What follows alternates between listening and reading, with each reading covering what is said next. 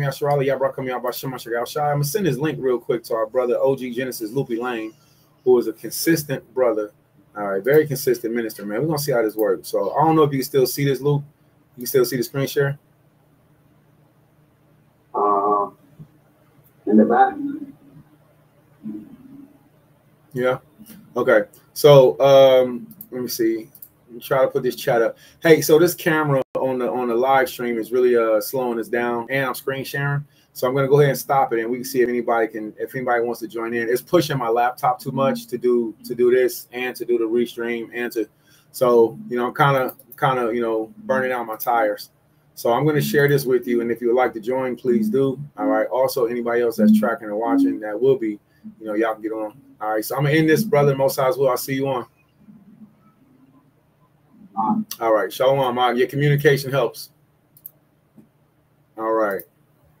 All right. No, I didn't put the link in there. All right, my bad. Let me do that again. So let me invite guests. I don't have no idea what any of this is, but it's all good. We're gonna get it. All right. So let's go back to this. Load. I need to figure this out. Maybe I should just stream on my regular Jones. Maybe I should keep the momentum going. Oh, this is too much to ask for. This is too much. That's why preparation and getting stuff set up ahead of time is important, man. But usually what happens is I get thrown in the middle of it, and it's like, all right, come on, do this now. All right, well, cool. You know, we need everybody else to join in and to help, you know, not just a one-man thing, man. We need family communication. What is this? Third. All right, shalom to who's tracking. All right, we just playing around. Comments will display here. All right, so we're streaming on to a new.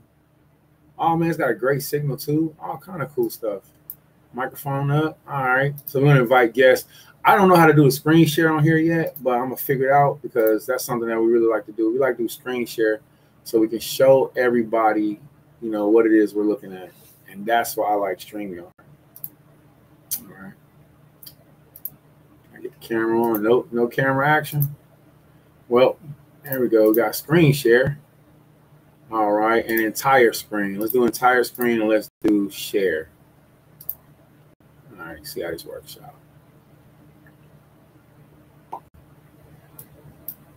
All right, click that. There we go. Okay, screen share is popping. So at least we got that part figured out. All right, I don't know what all these options are just yet. We'll figure it out. StreamYard is pretty fun because, let me see. Yep. All right, settings, local video, nope, video storage. What is extra camera? What does that do? What is extra camera? I don't have. Oh, there we go. We got a camera. I don't know if it's an extra camera, but it's a camera. All right, we're gonna go ahead and hit that, and nope, didn't work. Didn't work.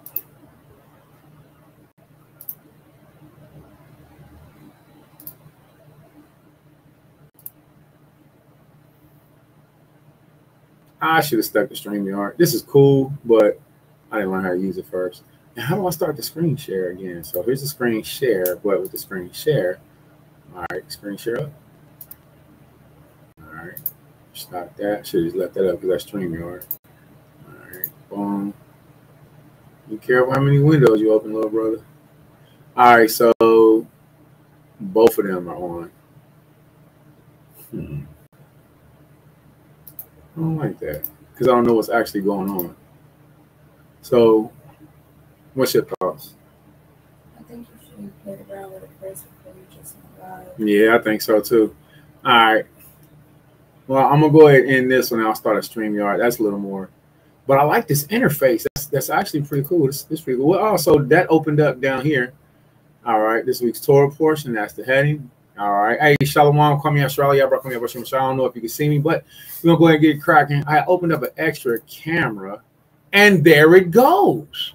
So I opened up the extra camera, and I'm on the extra camera now. All right. So Shalom to those that's tracking with us. All right. It's your brother Isaiah Yashala. All right. We're going to go ahead and get it cracking. We got the Torah portion recap. Shalom, if you can, send this out. We got our brother Rashid King Nellums, a couple other brews that's been building with us. All right. A couple other brews that's been really going hard. So we really appreciate that. So we was looking at something with this week's Torah portion. Okay, so for those who don't know, this week's Torah portion. All right, What's his name? What's his name? What was that hater's name in this week's Torah portion? Who? Balak. Was it Balak in this week's Torah portion? Was that last week's Torah portion? All right. So we have Balak and we have Balaam. All right. Two of the funniest, biggest haters in Israel. All right. So Balak had paid Balaam to try to curse the children of Israel. All right. Something that we was looking at that goes along with that is Judges chapter 5. It's very important to get this set up before you get cracking, huh? Very important. All right. So Judges chapter 5, not Judges, I keep saying it, Judith. All right, the book of Judith. All right, and this doesn't have the speech microphone. I like that. I like to be able just to speak it, and you know, there we go. Judith chapter 5, KJV. That's terrible. That sucks. That is not what I wanted. Judith.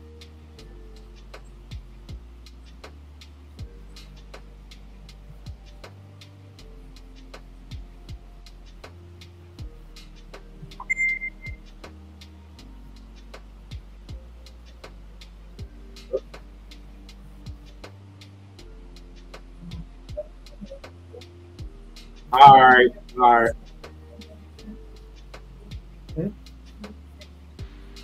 So then send Lucas. It's up there. He knows I'm on, so he can get on. So he can get on. Right.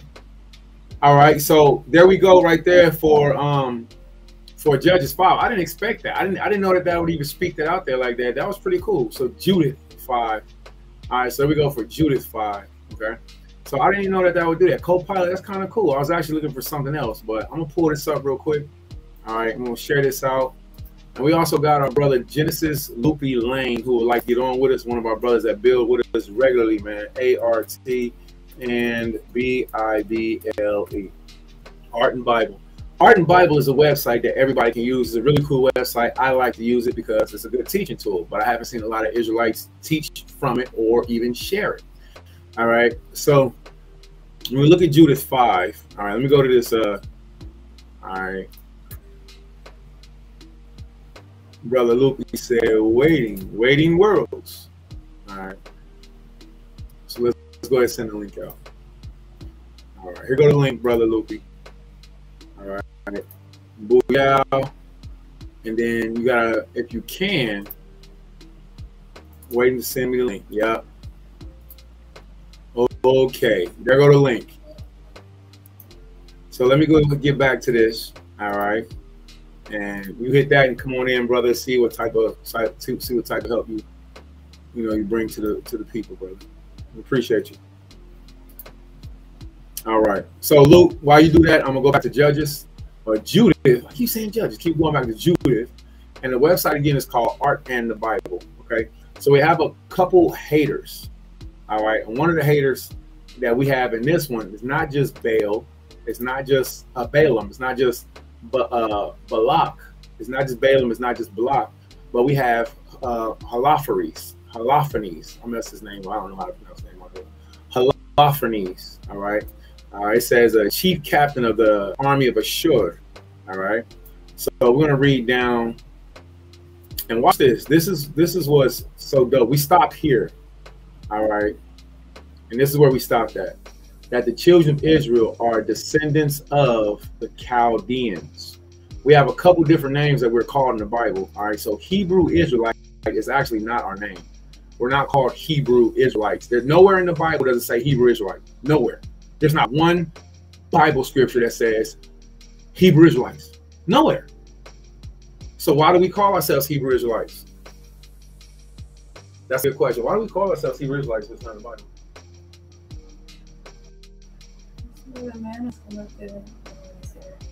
Yeah, I agree with that. It's the way man is corrupted. What? It's the way a man is corrupt. What? Yeah, I'm feeling that. It's the way the man is corrupted everything. So, according to the scriptures, we were never called Hebrew Israelites. All right. When Most High said to Moses, he said, "Speak unto the children of Israel." Here, let me show y'all. Here, let's do this real quick. All right. See, I don't like that. I don't like that I can't go up here and just hit the search button with words. You know what I'm saying? That's what had kept me tracking with Google Chrome. Because you just get up there and you just be like, okay, tap, tap, tap, tap, say what you say. All right, so I guess we got to type, right? Okay, so what are we looking for? It's a lot quicker for me to say it.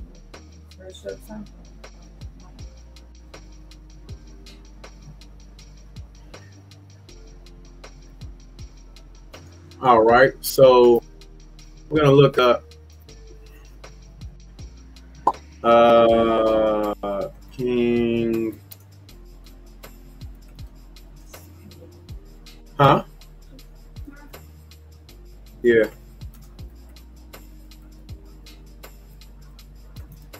All right, we're gonna look up King James Paleo Hebrew Bible, and I might switch back to Chrome. Now check this out. If you all can get this book, because I bought this book when this book was $25. Now this book is $123, $215. See, this book is called the Aleph Tav Scriptures, and my family has this in our library. Let me help tell you what's so beastie about this book. This book shows you the different places to where it doesn't just say Lord and God everywhere. This is actually the one I have. This is the one I got, the Af. You see that? It's the first character and the last character. Remember when Christ said, I am the Alpha and the Omega? Well, that's what? That's Greek. So Christ wasn't speaking Greek. When he said, I am the Alpha and Omega, he was saying, I am the Ah and the Tha. I am the first character. I am the last character. I am the beginning and I am the end. I am the strength and I am the symbol of the cross of crucifixion, right? When you come to a railroad stop, you feel me? You come to a railroad cross, you see that symbol? The Hebrews, we are the inventors of everything. So even the symbol of the railroad crossing is the Tha. It's the stop, okay? The end. So this book is amazing. And I praise the Most High. When we bought this book in our family library, it was $25-30. And everybody completely was in awe at this book, just like me. Because you find out that it does not say God everywhere. It does not say Lord everywhere. Sometimes it says Af. Sometimes it says Allahaya. Sometimes it says Allahayam. Sometimes it says Allah. All right. So this book is dope, and it irritates my core how bad Israelites overlooked it because they were busy arguing. Well, guess what? While they was arguing, I was reading. We were reading while they was arguing. All right, so that's not what we're looking for, but I do want to encourage everybody to Baba Kusha, Halak Lesapar, to please get that book. That book is amazing. All right, this is not what I want, man. I don't like this. That's why I prefer Google Chrome, because I can just boom and it'll say it for me. It'll get it for me real quick. All right, but let's see. Yeah, if I can't find on here, I'm switching, man. Yeah. All right, let's do this real quick.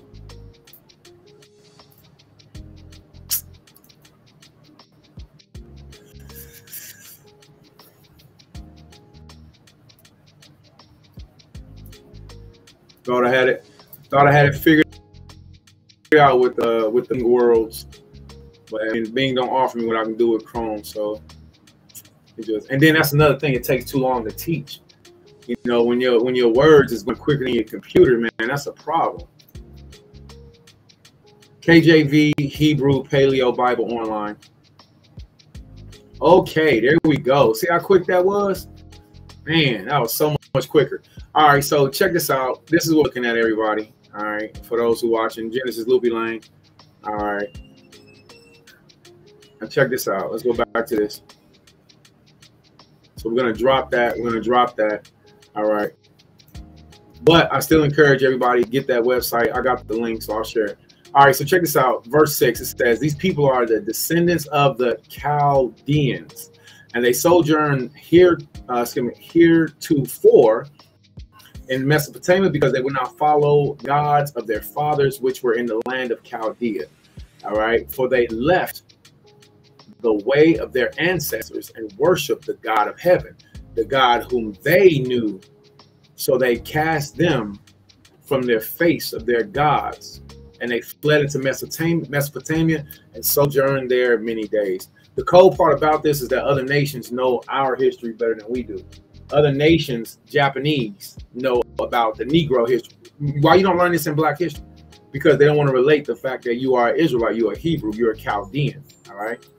Let's get back to this, verse 9. And their Allahia, their God, commanded them to depart from the place where they sojourned and to go live in the land of Canaan, where they dwelt, and were increased with gold, over, and very much cattle. All right, pick that up at verse 10 for us. Aqua, your voice is better than mine. Verse 10. But when a famine covered over all the land of Canaan, they went down into Egypt and sojourned there, while they were nourished and became there a great multitude, so that one could not number their nation. Right, because Yasha had grew so much. We become wealthy. We became wealthy in finance. We became wealthy in houses. The scripture says we didn't even go out to work. We stayed up and we stayed back and fixed our houses all day. The Edomites went to work for us. The other nations went hunting for us. All right. When you read Flavius Josephus, the Canaanites, the Hamites, the Edomites, the Ethiopians, Flavius Josephus said we had Ethiopians and monkeys in abundance. Ethiopians and monkeys. Israelites, King Solomon had them in abundance. Okay, this is not this. Listen, this is not. We are the world. We are all the same. We're gonna hold hands. No. This is straight up. Get down or lay down. That's it. Because they still want. When I say they, I mean the world powers that be. White people. Why white people? Chinese, Japanese, Arabs, East Indians, Africans. All of them want Israelites to still be docile. And we're not a docile nation. All right? We're not. We're a war nation. And we come from a militaristic society. All right? So it says, sojourning while they were nourished, they became a great multitude so that one could not number the nation. Verse 11. Therefore the king of Egypt rose up against them and dealt soberly with them and brought them low with laboring. Hold on, with what? With laboring and bread. With what? With laboring and bread. And made them what? And made them slaves. This is how you niggas got y'all's jobs. So all you so-called black women with your big heads and you so proud and puffed up because the slave master gave you a better position than your husbands, than your lords, and your fathers, and your brothers. Shame on y'all. For all you Negroes who love your jobs more than you love your nationality, more than you love keeping the Shabbat, you niggas is coons. Y'all some straight up sellouts. This is how you got your first job in Egypt, laboring in brick.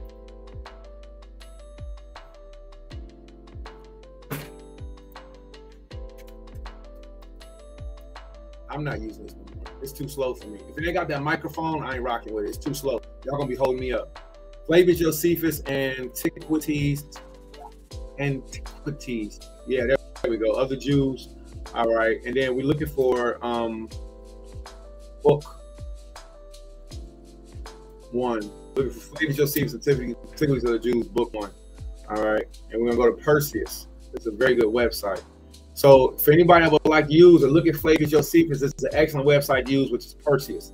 It has the book number at top, right? And it has the chapters of the books at the bottom. All right, the sections. All right, so section. All right. So let's go to let's go not too far. Not too far. All right. This was Ptolemy. Hold up. This is Wars of the Jews, Antiquities of the Jews. I'm going to take a present work thingy here. All the Greeks worthy of study. All right, so check this out.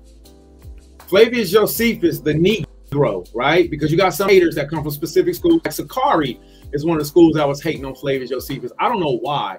How could you be a Levite and you're hating on another Levite which wrote a book for your people's benefit? It makes no sense. Now I have undertaken the present work as thinking it will appear to all the Greeks worthy of their study, for it will contain all our antiquities and the constitution of our government as interpreted out of the Hebrew scriptures. So how can any of you being students or being teachers not even go and study the teacher's books and then want to try to teach somebody that we're in the new covenant, or you want to teach somebody that Israelite women can be concubines? We want to teach somebody that the earth is flat. All of these stupid doctrines can easily be dismantled if you just read the Bible and if you read the historians who come from the Hebrew scriptures, such as Flavius Josephus. What did he say? Or he said, and indeed what?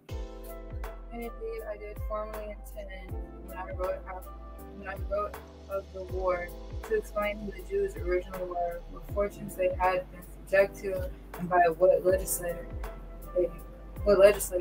they had been instructed in keep, and the piety, and the exercise of other virtues. Right. So watch this. So he says, I plan on going through everything pertaining with the Hebrews, and one of the main things is our legislator. Now, if you don't know what our legislator is the one who gave us our laws. So who would be the legislator of the Israelites? Masha, A+ triple star crown. Masha is the legislator of the Israelites. Okay, so let's go to this real quick. So we're not going to skip too far ahead, but I want you all to be able to see some of this history, this antiquity. All right, now here go the thing. We are given what's called antiquities. Europeans have history. There's a great difference between the antiquities of the Jews and the histories of the other nation. Now, I'm not going to go into the whole thing where people say, oh, that's history because that's his story. No, we're not going to do that, because even the word history has an etymology. All right. So if you look at it, the Most High gave us antiquities. Now, let's look this up. Flavius Josephus, Antiquities of the Jews. We're in, and if you look right here, it says Josephus, right? This J right here, for anybody learning, because you have to notice, this J stands for Josephus, and then we're in the book of AJ, which is Antiquities of the Jews, right? So we're in AJ, Antiquities of the Jews, book number 1, and we're in paragraph 158. Now look at this. This name right here is a person. I don't like this. I don't like this being yet. I don't have it, and it's in my way. I'm not feeling it, man. I don't like when stuff don't work together like that.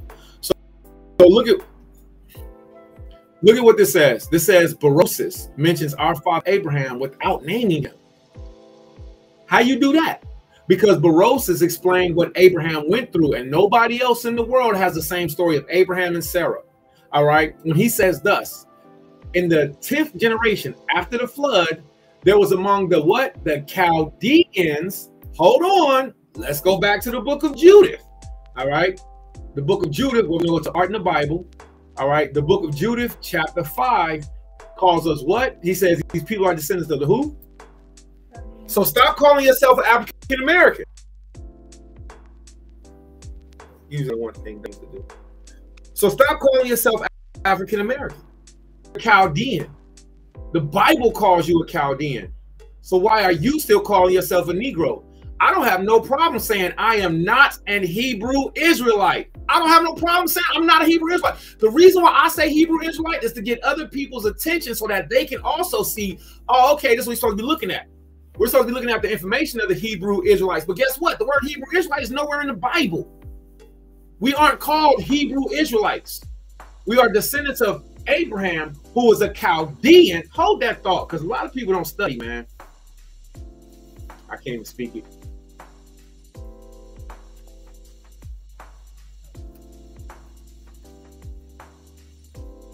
That's such an inconvenience. Why would they make Bing so dope and they don't even got speech text? That don't even make sense. That's ridiculous. I didn't put the right scripture either. Well, help me to get it, Baba Kushar. Word. Is it? And I've been missing it this whole time? This whole time, just overlooking it. All right. I'm already at it. I got to get it in a second. All right. 26. That should be land. Give it a hand. All right. So it's right there. So I'm going to come back to that. But here's the issue. I got to be able to find it from the beginning. So I'm hoping you help me with that, right? So watch this, everybody. So in the book of Deuteronomy, chapter 26. All right. But it gets better. This is a prayer that we're supposed to give during the feast day of first fruits. Okay, so a lot of Israelites, we have to learn the holy convocations. First fruit is one of the holy. See, the Most High gave us a Shabbat. And after the Shabbat, he gave us new moon. And after new moon, he gave us Pesach. He gave us a list of holy days to keep. And Easter, Christmas, Thanksgiving is not in any of them. You will never find any of these holidays in the Bible. Easter, Christmas, Thanksgiving, none of them at all. But you will find the Feast of First Fruits, right? Which now means you need to learn it. Watch what he says. Read this for us, Baba Kusha. All right, we're going to go through this. We're in Deuteronomy chapter 26, verse 1. All right, we're going to have our minister read to us today. All right. And we're going to start at verse 1 whenever you're ready. And it shall be when thou art come in unto the land which Yahweh thy Elohim giveth thee for an inheritance. Come on. And possesseth it, and dwellest therein, that thou shalt take of the first of all the fruit of the earth, which thou shalt bring of the land that Yahweh thy Elohim giveth thee, and shalt put it in a basket, right? And shalt go unto the place which Yahweh thy Elohim shall choose to place his name there. Okay, hold on 1 second. So the Most High chose Jerusalem.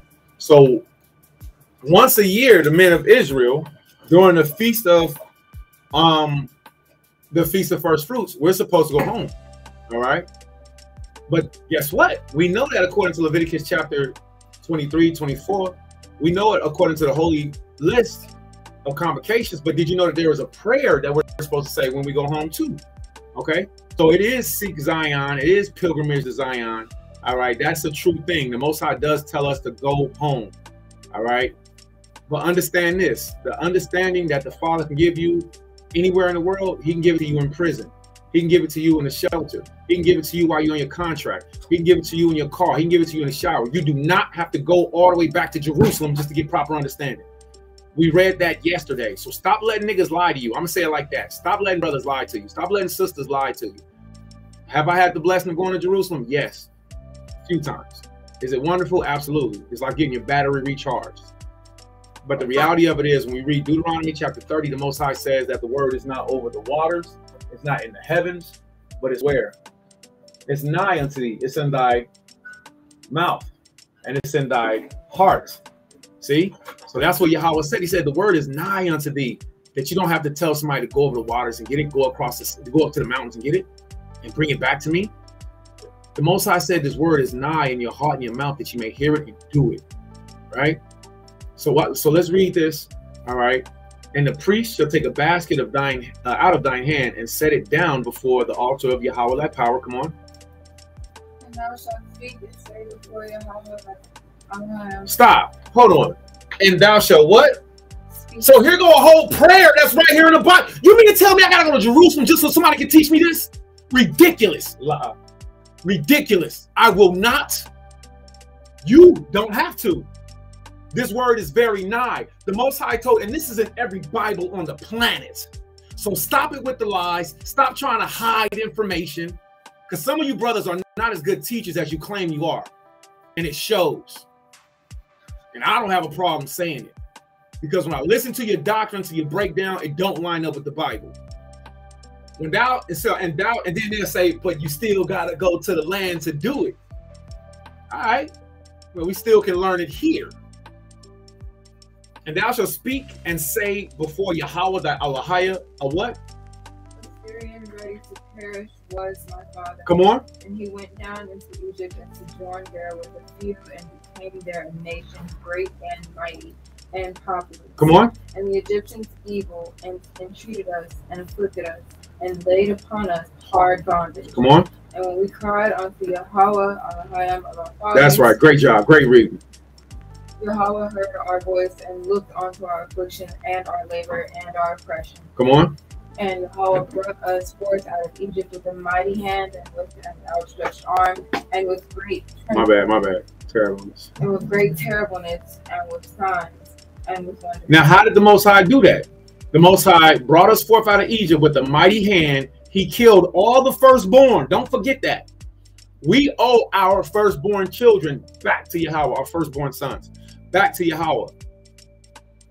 The Most High said, give me all of your firstborn sons, since I, for you, took the lives of all the firstborn out of Egypt. But guess what? That's what the Egyptians did to us. The Egyptians drowned our children. The Egyptians tried to do, they made us grind up our own babies. They made us grind them up into mortar. And we had to use our babies' bloods for the pyramids. On the pyramids of Egypt. You better read a book. Don't nobody care about Egypt. Yahweh destroyed Egypt forever. Egypt is a mummy poot. It's a mummy fart. Just dust. It ain't got no wetness to it. It ain't got no smell. Egypt is just finished because of what the Egyptians did to you children of Israel. And you Negroes better realize that. The Most High loves you over all nations. So Most High brought us into this place and has given us this land, even a land that flows with milk and honey. Come on. And now behold, I have brought the first fruit of land which thou, O Yahweh, hast given me, and thou shalt set it before Yahweh thy Elohim, and worship before Yahweh thy Elohim. Well, yeah, right there. So it's a whole prayer that's taught to us in Deuteronomy chapter 24. It's a whole prayer. And the biggest thing that we see, I'm sorry, 26, the water, 26. And one of the biggest things that we see is right here. It says what? And thou shalt speak and say before Yahweh, a Syrian ready to perish was my father. It don't say a Hebrew Israelite ready to perish was my father. It don't say that. So for all you baby Hebrews that's coming into the truth, that's learning for the first time, find you a good elder and stick with him. Matter of fact, ask Haruach Kodash to teach you. Ask Holy Spirit to teach you. Okay? So don't call us Hebrew Israelites nowhere in the Bible. We're called Syrians. We're called what? We're called Chaldeans. You better know what your nationality is. You sound crazy saying some of the stuff that these people say, because some of your elders are either my peers or they're my elders, and some of them are polyparrots, and they really don't know. So they're just repeating and riding the wave. Me, I got the luxury of being a genuine, authentic Israelite. I don't got to act fake. I'm genuine. I'm authentic. I'll have a drink with you. All right. I'll go out with you. I'll give you that word, and we'll tell the heathens the truth. Because this is a lifestyle that we live. We are Chaldean. I'm not a fake Hebrew Israelite. Anya. What you know Anya means? Anya. Anya Yasha Allah. Anya Banya Yasha Allah. All right. I am Israel. I am son of Israel. And that's what you should call yourself. Banya Yasha Allah. That's what we're called. Now look at this real quick. So we pulled this page up earlier. All right. We pulled this page up earlier because I wanted to show you something. All right. This is the book of let's go to something specific. Let's go to Leviticus 1. All right. All right, Leviticus 1. I'm go to 2. Okay, so check this out. So we're in Leviticus chapter 1, but we're in verse 2, right? You're not here. Leviticus chapter 1, but verse 2, it says, speak unto the children of Israel, and say unto them, if any man of you bring an offering unto Yahweh, you shall bring your offering of the cattle, even of the herd, of the flock. Hey, Shash Kumar, man, join us on live, brother. I'm not about to be on the phone, man. Hit us up on live, man. So look at this. It says, speak to who? It says, speaking to the who? Children of Israel. American Standard Version, speaking to the children of Israel. Basic English, give orders to the children of Israel. Darby's English translation, speaking to the children of Israel. All right. Now let's go. Well, wait, look at this. The Noah Webster Bible, speaking to the children of Israel. Same pattern. All right. Speaking to the children of Israel. Now look, when you go into Hebrew, it don't say children of Israel, even because, of course, because it's Hebrew. But let me show you. The word that is here is Ban Ya Sha'ala. All right. Amar. This is Amar. Ayel. I, La, and Ha. Amar. Ayel. All right. Korah. Ban. Ya. Yam. Yashar Allah. So it's Korah. Lahayaladium. Yashar Allah. That's what we're called.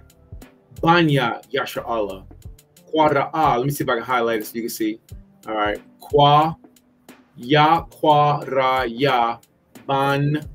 See? Ban Wa Allah. So we weren't called the children of Israel. We weren't called Hebrew. See, we weren't called Hebrew Israelites. We were called children of Israel all throughout the Bible. Okay?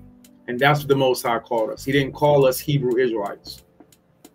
All right, if anybody would like this link, let me go ahead and share it with you. All right, this is the Hebrew New Testament, Old Testament. All right, so let's get back to this. It says what? Without naming him Berosus, all right, now here goes something else. This is why you want to study Flavius Josephus. See, this word can get real. I'm going to keep it 1200 with y'all. It takes a special type of person, right? It takes a special type of a soul to actually be a student, to be an actual teacher, because we have all kind of things around us. And it's not easy. It's not an easy road. This is hard, going through these lessons, reading this stuff and not understanding. Well, once you understand it, you get it, you know, but reading this stuff to people who kind of want to, like, I want to hear what you're saying, but I get bored. It's really easy. You feel me? But the objective, now I'm talking to you edifiers, don't give up. You're tired. Yes, the people wants the gift that the Most High is giving you. And then when they start to get the gift, you know, they get edified. And they are woken up. They are lighted up. And that's your reward. Your reward is every Israelite, man, woman, and child that hears the word through you that are woken up. You feel me? They're precious. They're priceless. All you Israelites that's brand new, you Yasha Alim, you new. Forgive me if I call you Israelite. I'm just, you know, I'm speaking plain. All right. But all of you Eladim, Yasha Allah, you know, you children of Israel that hear this word and that's new in the truth, you are more valuable to the Most High than old men and old women that's been in the truth for a long time. In this game, it's the babies that are more priceless. You know, the elders, we've had time to mess up, make mistakes. You feel me? When I did this stuff wrong, all kind of stuff. You feel me? I can't stand this, man. Why does it have to be so many daggone interruptions? So with that being said, you stay sharp, you young ones in this truth. Look at this. All right, Berosus. All right, was a Chaldean priest of Baal in Babylon, who wrote. I bet you I don't. I'll get rid of it quick. You ain't working. Shalom. You be in a bucket somewhere. Berosus flourished, right? Let's read on. Was a Chaldean priest of Baal of Babylon. He wrote in 3 books in Greek on the history and culture of Babylonia, dedicated to Antiochus I. It was widely used by later Greek compilers, whose versions in turn were quoted by religious historians such as, Eusebius of Caesarea. Now, we've been teaching Israelites to start reading the book of Eusebius, because Eusebius, his book is called Ecclesiastical Histories, which means the history of the Israelites. And then you have Flavius Josephus, which we just read about today. But a lot of you Negroes don't want to read because you like to be entertained more, or you don't want to listen. So guess what? Today, you've just been given 3 Israelite historians, or at least Chaldean historians. You've been given Berosus, you've been given Eusebius, and you've been given Flavius Josephus. Now it's up to you to go and study these writers. Now watch this. Let me make this easy for you, because I'm not that smart. And it really pisses me off how a lot of you got high school diplomas and GEDs, and y'all still not like I said GED, like that's a big deal. I don't got GED. GED is a big deal to me. You got high school diplomas, you got all this other stuff. You feel me? But you know, where you at? I'm gonna tell y'all right now. If I had a high school diploma, I would have a government job. If I didn't have no felonies and a high school diploma, I don't know what half of y'all doing. Y'all working at Walmart and y'all got high school diplomas? What's wrong with you? What's wrong? Where's your aspiration in life? I don't get it. Jewish Christian reference to Berosus probably had different source. I don't want to. That's not what I want. This is what we want. All right, I'm gonna get this. All right. Nah.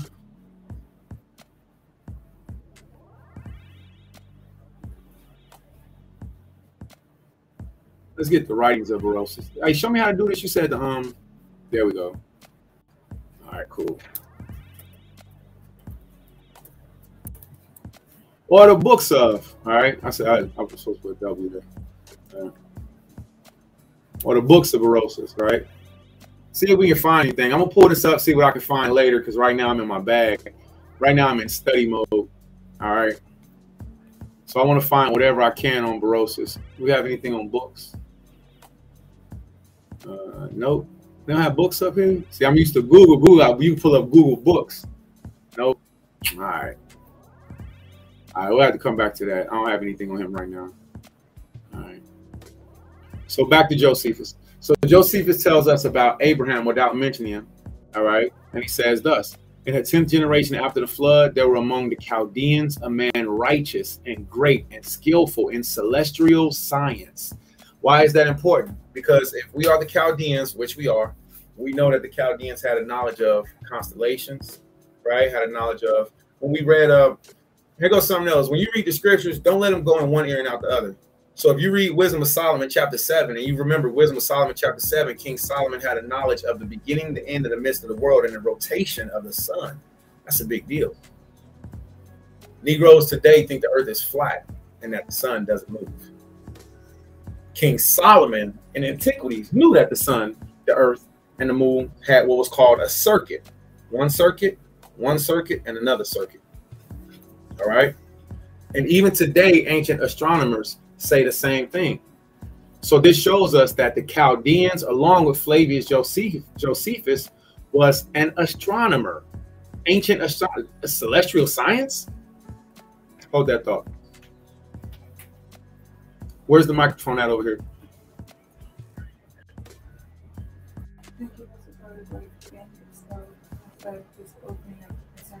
Okay. So if I go here and I hit this, and then it'll take, so when I do this, this takes me to the Bing Home, and the Bing Home doesn't have a microphone. That sucks. All right. So if anybody knows how to adjust that, man, tell me what to do, because you know when we go, we be ready to go. All right. So then when you go to the search, then the microphone opens up on the side tab, but it doesn't help you initially from the gate, and that's what we need. So now still waiting, sucker butt. All right. Yeah, that sucks. I think I'm. Why do I want to switch to Bing? Come on, no sweat. All right, I like the way it looks, and I also like the way that it brought up information I didn't see, but it doesn't help like the search. It's not. All right, so check this out. We're gonna get Flavius Josephus, Antiquities of the Jews on Egypt. All right. The Jews become.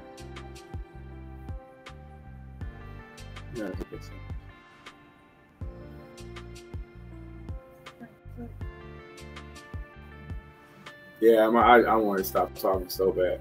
All right. so check this out. So this says, now this is Flavius Josephus, book number 2. It says, concerning the interval of 220 years from the death of Isaac to the Exodus out of Egypt. All right. So knowing Hebrew history, you should be able to go through here and you should be able to find your subject. All right. So let's go back to book number 1, and we're going to skip forward. Let's go to, after this, they were disposed abroad, their language, they went out to colonies, they were. All right. So, and this is another reason why it's very important to have a book. All right, you have to have your books, your support, which I have my Flavius Josephus. It's very important to have it, and the reason being is because you can document and take notes, and then when you read it, of course, it'll bring you back. You go to the website, you'll be able to find it a little easier.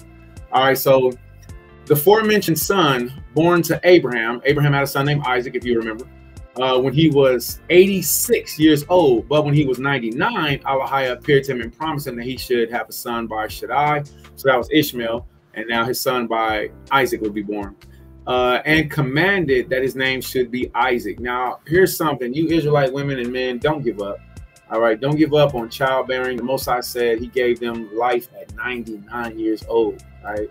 At 86 years old. What's that, 17 from 86 to 99? How many years up?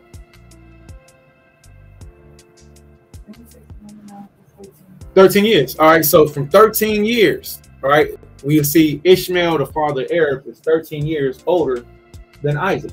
Isaac is the father of the Israelites. For the Arab nation, which the Arabs are the sons of Ishmael, 13 years later, right? Now they say 17 years, but right here in our record it says from 86 to 99, God appeared to him and promised that he would have a son by Shaddai, and commanded that his name should be Isaac, and showed him that from this son should spring a great nation of kings, and that they should obtain all the land of Canaan by war, from Sidon even unto Egypt. All right, so this is our nationality. We come from Abraham, we come from Isaac, And the Most High called us a nation of kings.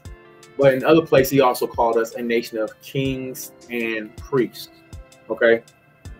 So not only knowing what the Most High calls us as a nation, but also knowing what did the Most High call our father. Now, our father was called a Syrian. Our father was called a Chaldean. Okay. Now look at this. This is still Flavius Josephus, Antiquities of the Jews, book number 1, paragraph 148. And it says this right here. Now I will entreat of the Hebrews. See that?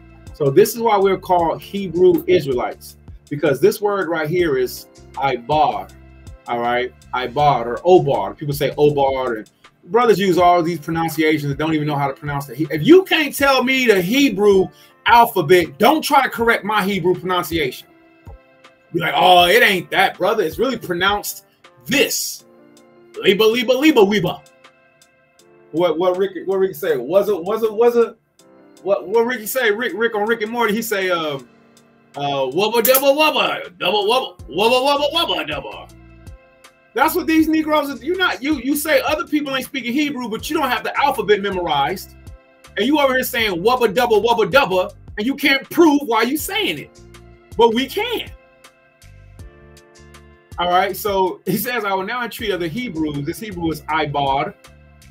People say Obar, but Ibar. People say a bunch of different pronunciations. But so if you entreat of the God of the Hebrews, right, the son of Peleg, the father was Eber, was Ragul, the son of Shereg, who was born Nahor, the son of Terah, who was the father of Abraham.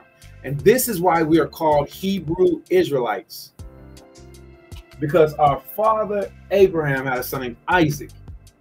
He had a son named Jacob. Jacob's name was changed to Yasharallah, which is where you get Israel. But when we read the scriptures, it said, speak to Banya Yasharallah, speak to the children of Israel. All right. So Flavius Josephus is an excellent teacher. Please don't send me no face emojis. Don't be completely. Listen, if you want to know something, just ask me. If you're online, build with me. All right, we have helpers, readers, and teachers. We got other stuff to do, and putting my brain and like trying to roll. Don't do that. All right, don't do that. Either do or do not do. Either help or don't help. All right. And if you haven't been helping for years, but you got a problem with somebody helping, stay where you are. All right, flat out. All right. So Abraham not having a son of his own, you don't get to stick around just to be a roadblock. All right, you either help or move out the way and let somebody else do the job that you didn't do. Flat out. All right. All right. Now after this, when the famine had invaded the land of Canaan, Abraham discovered. Now this is where we want to go. So there was a famine in Egypt. Okay. Now not a famine just in Egypt, but a famine in the land. Now when the famine happened in the land, what happened was our forefather Abraham and his mother, not his mother, our mother, his wife Sarah, had went into the land of Canaan. All right. Canaan is the land of the Hamites, of the Egyptians. Now, what happened was once we went into the land of the Egyptians, the Africans, just like they always do, they put a roadblock in front of us. You know, now today, the roadblock sometimes is the Israelite woman. You want to throw bricks at the back of the man's head while we're trying to build the pyramid, but you don't want to take a brick to help build. We need y'all to move out the way. All right. We need y'all to move out the way. All right. Let somebody else do the job that you refuse to do. All right. And at this time frame, let me get back to this. At this time frame, what happened was Abraham had his wife kidnapped, not on purpose. But the Egyptian man, he seen his woman like, man, fine. I want you. Who is she to you? Abraham said, she is my what? Who did Abraham say she was? She is my sister. Why did Abraham say she's my sister? Because biologically, we are brothers and sisters. Biologically, we come from the same father and same mother way, way back. So I don't got to tell you she my wife. I can tell you she my sister, and it's your job to stay out my business. That's what Abraham did. Watch this. And this is going to go somewhere, all right?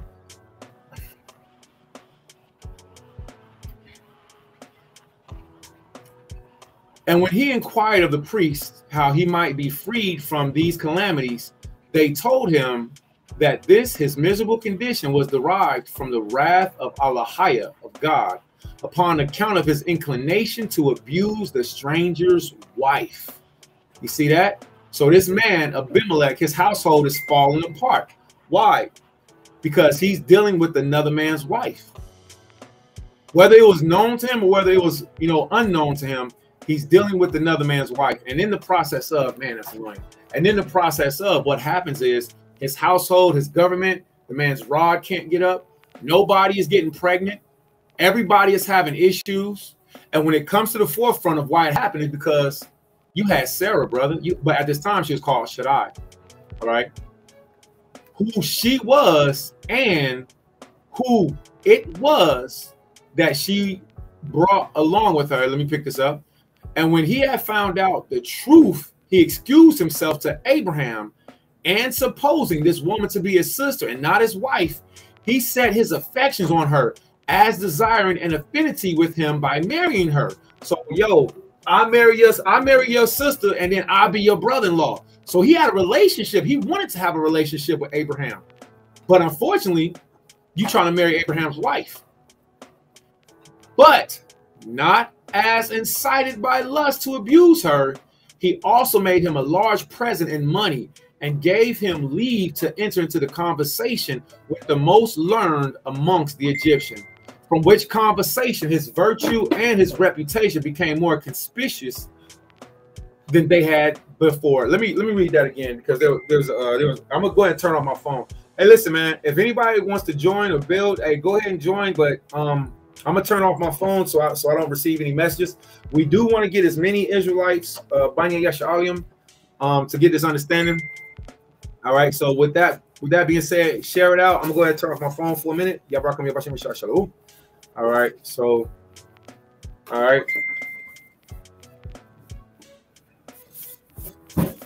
I need a production team. That's what I need. All right. So that's what we need. So now look at what Abimelech did after he found out Shaddai was his wife, and after Abimelech found out Shaddai and Abraham were not brother and sisters. Abimelech repented. He didn't keep messing with Shaddai. Matter of fact, he never had sex with Shaddai. Your grandmother was never defiled. So she lived amongst the house with Abimelech. But Abimelech and everybody else had issues, and the scripture says in their government. So the men weren't getting erect. The women weren't getting wet. Nobody was getting pregnant. It was miscarriages. Everybody like, what's wrong? Everything that went wrong with Abimelech ever since you brought this woman into our kingdom. And that's exactly what happened. So the Most High preserved, he protected our grandmother from being defiled. Isn't that wonderful? The Most High can do it for you too, if you want to be, right? So watch what he says. He says, will you pick that up, Uncle Sean, please? He also made him a large present in money and gave him leave to enter into conversation with the most learned among the Egyptians. Right. From which conversation his virtue and his reputation became more conspicuous than they had been before. Excellent. So they didn't know that Abraham was so cold until he started talking. So you got to think about this. The Pharaoh says, okay, Abraham, you're here now. Okay, it's all good. You know, I mean, I still love your sister. I'm sorry, your wife. But I tell you what, while you're here, why don't you just hang out with us? Let me give you a large present of money. And I'm going to give you permission to go into our councils and go sit with our elders, Abraham. And you go talk with them and tell me what you come back with. What do you think Abraham did when he went to go talk to him? We're going to go have a meeting. How do you think that conversation went?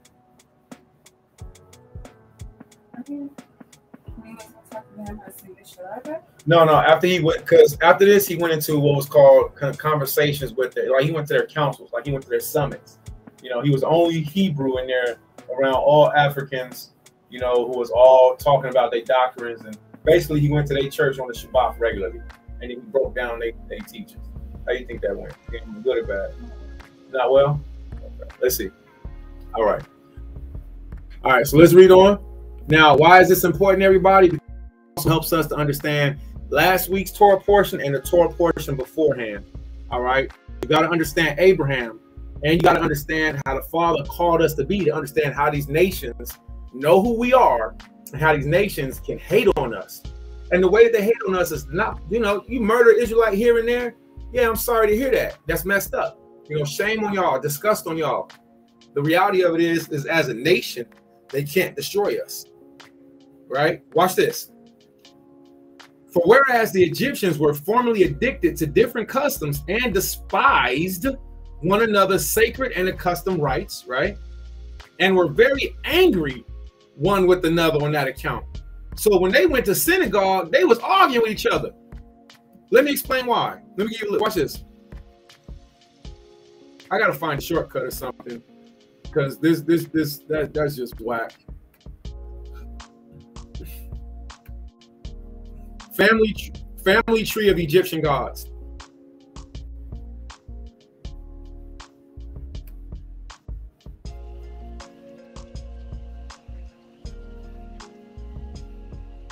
Family tree of Egyptian gods. I hate it when my brain works quicker than the computer. I think it's cool, but it's like, yo, that's whack. That's whack. We could have been moved on by now.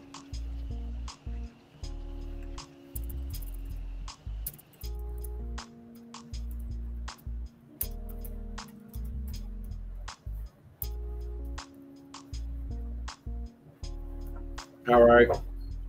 So check this out. Actually, I want to do a website. I want to do this website.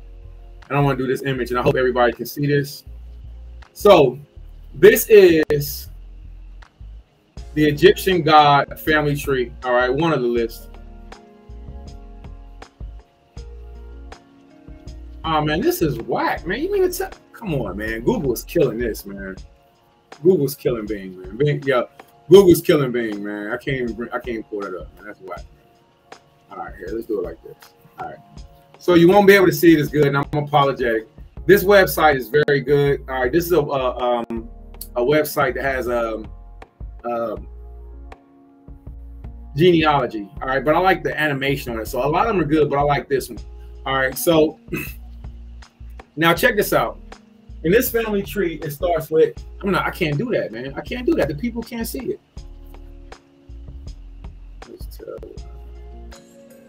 Google is where it's at. All right. Google is where it's at. All right. Egyptian family tree. No. Man, y'all done signed me out and everything. No, I ain't being a traitor. I'm just, I'm just trying to help the people,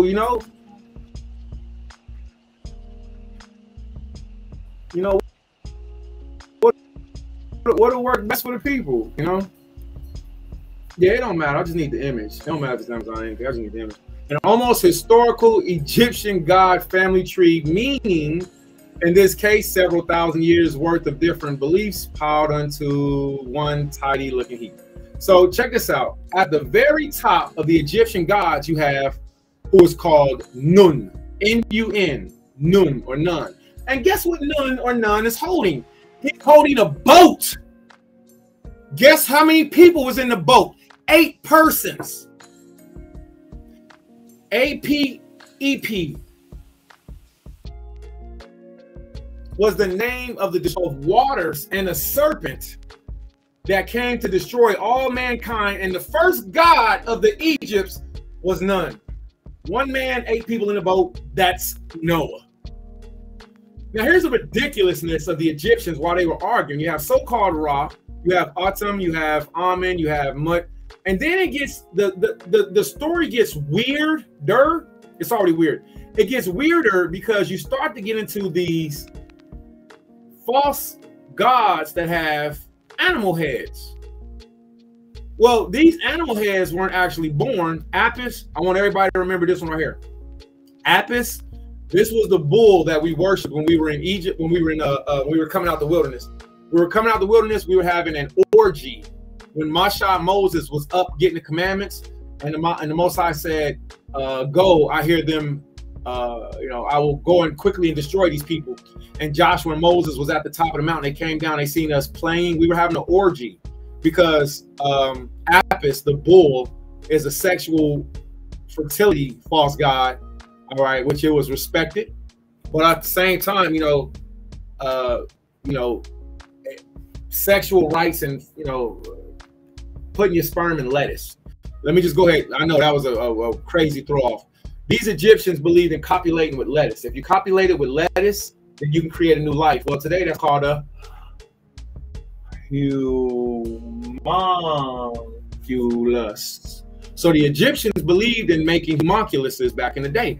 All right, what's homunculus? So these are these are real. All right, I'm just gonna pull up whatever comes up. This is funny, that's funny, kinda. But when you actually pull up videos of homunculuses, it's not funny. All right, they're creatures that are made, you know, out of tissue, out of sperm, out of blood, that are actually incubated. All right, and while they're look at Sinister Homunculus video, making a homunculus. Don't try. Okay, making a homunculus. Do not try. You have people injecting their own DNA, their own sperm into eggs, chicken eggs, and then these things come to life and they become very ugly, whatever you want to call them, because they're abominations. They're abominations. So I'm not going to play any of these, but there go the word. That's how you can look it up. This is what the Egyptians rocked with. That's why I wanted to come here. So the Egyptians rocked with the sperm and the lettuce. It's called tainted lettuce. Let's pull this up real quick. All right. Egyptian tainted lettuce.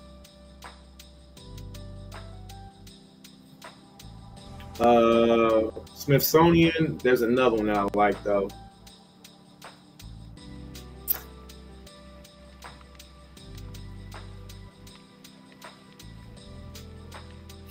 Horus versus Set, homosexuality, hippos, and female violence. I don't know what that is. Familial. What's familial? Family? Oh, that's having sex with each other. Oh yeah, familial. Throw out a familial violence. Having sex. I said, what did I say? Familiar. Feminine violence, familial violence, which is family violence, right? So family violence being molestation, all right? And why? Because you have Set, you have Horus, you have the false deities that actually believe that they could ejaculate in each other's mouth and on their butts, and that's how you disrespect each other. All right, so the Egyptians was extremely sodomitical. All right, so when lettuce was sacred, all right, we should look at that Smithsonian, see what that says. All right, when lettuce was come on, man. All right, let's see what. Way too much advertising, not enough information. We're gonna get off of that page. That page is whack. When y'all get a chance, look up sacred lettuce. All right, tainted lettuce is what I meant to say. Tainted lettuce, sacred lettuce. It'll pull up the same thing. It's the Egyptian false gods putting their sperm inside of something that's, see, lettuce grows very fruitfully, or it's a fertility type thing, right? Very wild, very open. Okay, so the Egyptians did believe that you can grow life out of them, but hold on, here's another thing, and I know I'm dropping a lot of information at once. Everything I'm saying, you can go and look it up. In the book of Jasher, the Israelites were the original Cabbage Patch Kids. In the book of Jasher, the Israelites were the original Cabbage Patch Kids. Ask me how.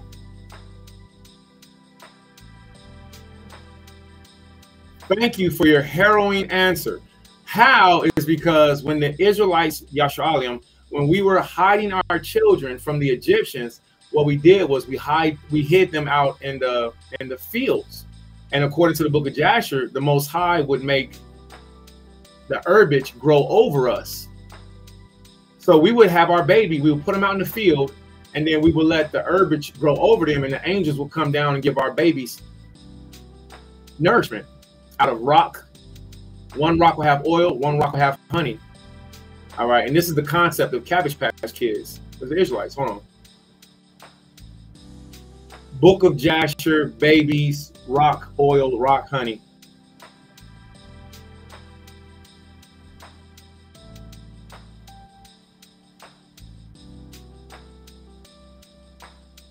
Nope, not that one. I don't like that.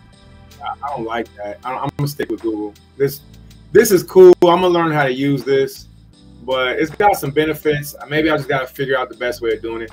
All right, so here it is right here, Book of Jasher. All right, so you can see now. Remember, Jasher, Yashar is a historical document.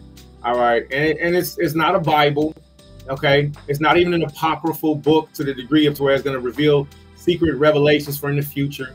All right, it's basically a narrative book to give more information. It's like a fill-in book, like an adder book, like Flavius Josephus. All right, except Flavius Josephus was actually a historian. All right, so let's get back to this real quick. We'll pull up Joshua again.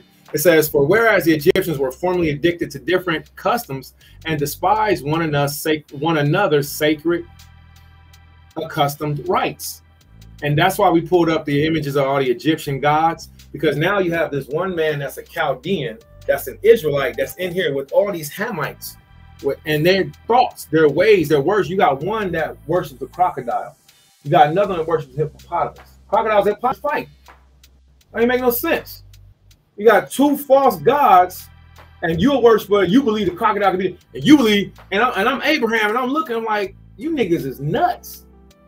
So you believe the sun is a god. You believe the moon is God. You believe a crocodile. You believe an Abu. You believe the river Happy is God. You think the river is God? Okay. And despise one another's sacred and accustomed rites to where, and were very angry one with another on that account. Abraham conferred with each of them. Goodness gracious. Abraham conferred with each of them, confuting the reasonings they made use of, every one for their own practices, demonstrated that such reasonings they made use of, everyone for their own practices. Let me read that again, because this mouse just threw me off. My fingers threw me off. All right, conferred with each one of them, confuting the reasonings they made use of them. All right, everyone for their own practices, demonstrated that such reasonings were vain and void of truth. All right, whereupon he was admired by those in those conferences as a very wise man and one of great sagacity. I like the word sagacity because we have to learn how to be sagacious in our speech. And Abraham was one of great sagacity. All right. So in the process of that, we found out what? Abraham, he argued and he debated with men who believed what they believed in their God. So if anybody tell you don't argue, yeah, right. The scripture says to argue your cause, to be a defender of the faith. Abraham was speaking for the God of Abraham, Isaac, and Jacob, not an animal that the God made. Watch this. Demonstrated that, oh man, come on. I need to adjust some stuff, man. Demonstrated that such reasonings were vain and void of truth. All right, whereupon he was admired by them in those conferences as a very wise man and one of great sagacity, when he had discoursed on what subject? On any subject he undertook. Any subject. So remember this, brothers and sisters. King Solomon said, be ignorant of no thing. And even though math is not my strongest point, I still play around with math in my head. I haven't given up. King Solomon said, be ignorant of no thing. All right. So our father Abraham was what? He discoursed on any subject he undertook, and this not only in understanding it, but in persuading other men also to assist him. He communicated, now look at this. He communicated what? Arithmetic, and delivered to them the science of astronomy. For before Abraham came into Egypt, they were unacquainted with those parts of learning. For that science came from the who? Yeah. From the Chaldeans into Egypt. From the Chaldeans into Egypt. And from thence, the Greeks also. So the Greeks didn't come up with nothing new. The Greeks learned what they learned from the Egyptians. The Egyptians learned what they learned from Abraham. Abraham was a Chaldean, and he taught them arithmetic and the science of astronomy. Oh, yeah. Hold that thought.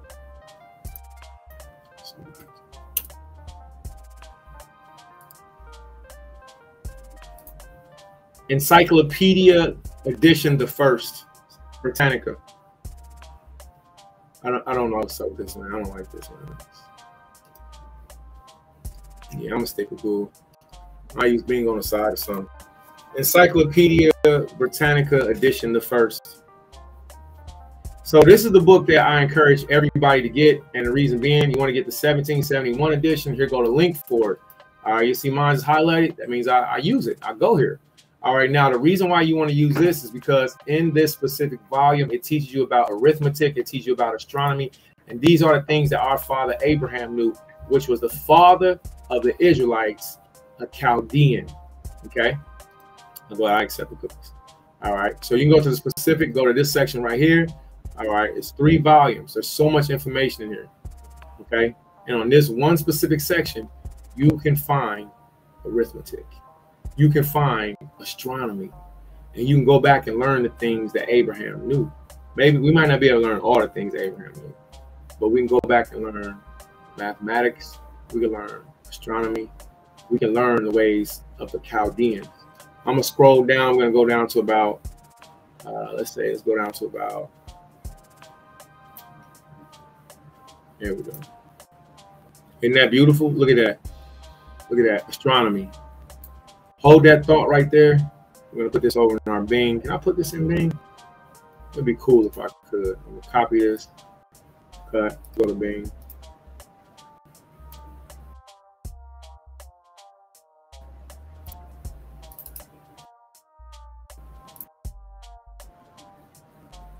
All right. All right, from here we can have our Britannica edition first. All right, so again, it's streamable. I encourage everybody to look at it. All right,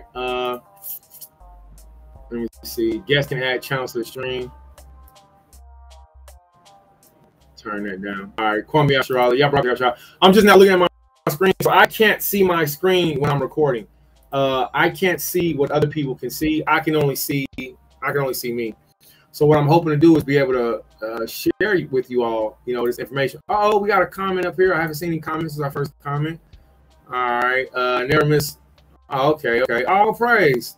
Y'all Charlotte.com. We got a comment up here. Okay, appreciate you. This is different. I'm trying something different. This is a restream. This is restream. So we're trying to do this from restream and see how this goes.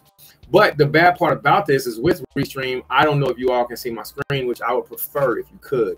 I would prefer if you were able to see my screen. All right, so let's get back to it. All right. I do accept cookies. I actually want some cookies right now. I want some cookies right now. All right. So this book, Encyclopedia Britannica edition, the first, is not only one that I've been trying to promote to our friends and families, but to our community. I was so disappointed. The so-called, I say so-called elders, because if you an elder forever. You're not a fly-by-night elder. You're not an elder just because people are okay with you. An elder thick and thin. All right. So some of these so-called elders, which I don't have no problem saying that, we presented this information to, and they completely overlook it. And I don't know if it's because they don't have the tenacity to continually read and study, or if they're so, so young, they're immature, or if they're so old, they can't retain new information. But we have shared the Encyclopedia Britannica so many times, edition the first. And the reason being is because the information that's in it could help clear up some of these doctrinal issues. But some of y'all's elders are polyparrots. I know some of y'all elders just repeating what they hear. They don't want to fix nothing. You feel me? They just like, oh, well, we'll just wait till Mashiach get back. And, for them, whatever. But for us and for our people, nah, man, I like to know things. This Microsoft Bing is kind of, if I could just get that microphone to just pop up right here. If I could just get that microphone. Anybody know how to do that? Get that microphone to pop up. Was it an add-on or something? What do you need, man? On the first page, that's whack. That's whack. All right. So let's try this again. All right, Brother Loopy. All right, we're cool on that. We'll wait on that. So I pray everybody can still see this screen share. All right, so here it goes right here. All right, I'm going to share this link. And again, it disappointed me so much because, the so-called elders, they would not, for whatever reason, a step further in education. I want to learn. I need to learn how to put a comment here. I don't know how to do a comment myself. appreciate you. Appreciate you. How was Shmarla? All right. And I believe we still are screen sharing, but I don't know how to do the comment. That sucks. So I'm gonna start back. I'm gonna go back to StreamYard eventually, but this was still kind of fun to practice on. That's the only way you learn is by doing it. All right. So I don't know how to put up a comment. I don't know how to turn the camera on either. That sucks too. There's a lot of stuff I don't know how to do. All right, so let's see this. I pray that this screen share works. I pray that you all can see this. All right. Close down.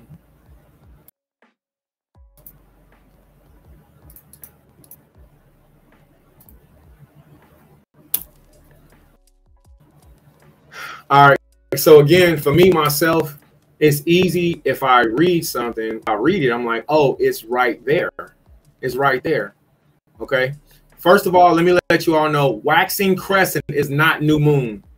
If your so-called elder is keeping the Passover based off of waxing crescent or keeping the new moon based on wax crescent, yo, get far away from them, because these dudes are not doing how the Most High said to do.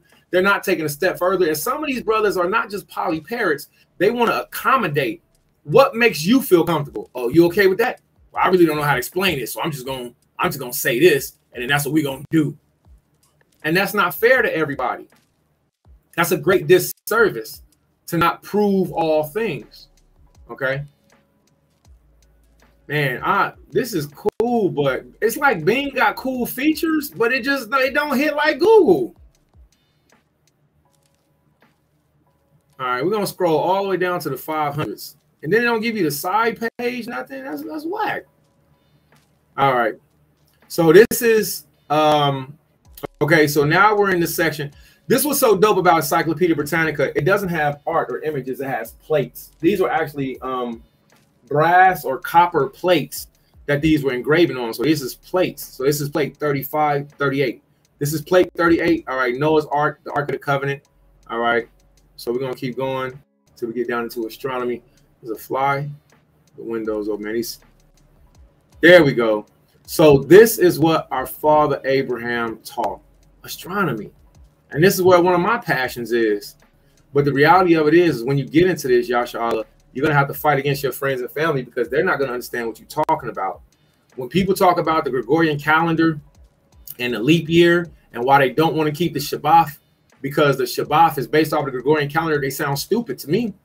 Because when I read about the Gregorian calendar from Encyclopedia Britannica edition, the first, what I find out is that the Gregorian calendar didn't change anything. It didn't change anything in so much as to where we can't keep the Shabbat, the 7th day of the week. Okay, the 7th day of the week never changed. Okay, so we're going to scroll down just a little bit. You see this right here? It says the sun is an immense.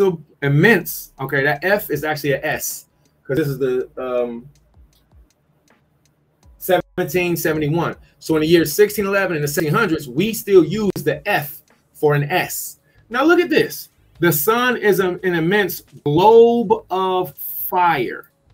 Now in the early 18, 17, 16, 15, 14, all the way back. Guess what? Everybody used the word globe and sphere. Globe, sphere, orbit, ecliptic. All of these words means to go around. All right. Now, I'm not going to get into how the earth is not flat too much, but I will say this. If you want to find out if the earth is round or flat, stop watching TikTok, stop watching Instagram, and read a book. Flat out. All right. Or you can ask me and I'll take you through. All right. I'll take you through the different pages that the Father has shown me. All right. To prove that the earth not only is not flat, but also, you know, that, you know, when people talk like that, they just sound silly. We got to be like Abraham. We have to be sagacious in our speech. We have to prove all things as the Bible says. Okay. So we're scrolling down. We're going to find a few things. All right. Let's zoom out. And which graph is this? All right. We might just go to chapter 7 straight up. Now check this out. The Earth axis makes an angle of 23.5 degrees, which the axis of its orbit, and it keeps always the same oblique direction, inclining towards the same fixed stars. Let me help you all out so you all can see it too. All right, I want y'all to think I'm making none of this up. All right, fixed stars throughout its annual course, which causes the return of spring, summer, autumn, and winter, and will be explained afterwards. The Earth is like a round, the Earth is round like a globe, as appears by its shadow of its eclipse of the moon. Come on, man, you can't make this up. Just right there, that's it. The Earth is round like a globe, as appears by its shadow in eclipse of the moon. This is called new moon.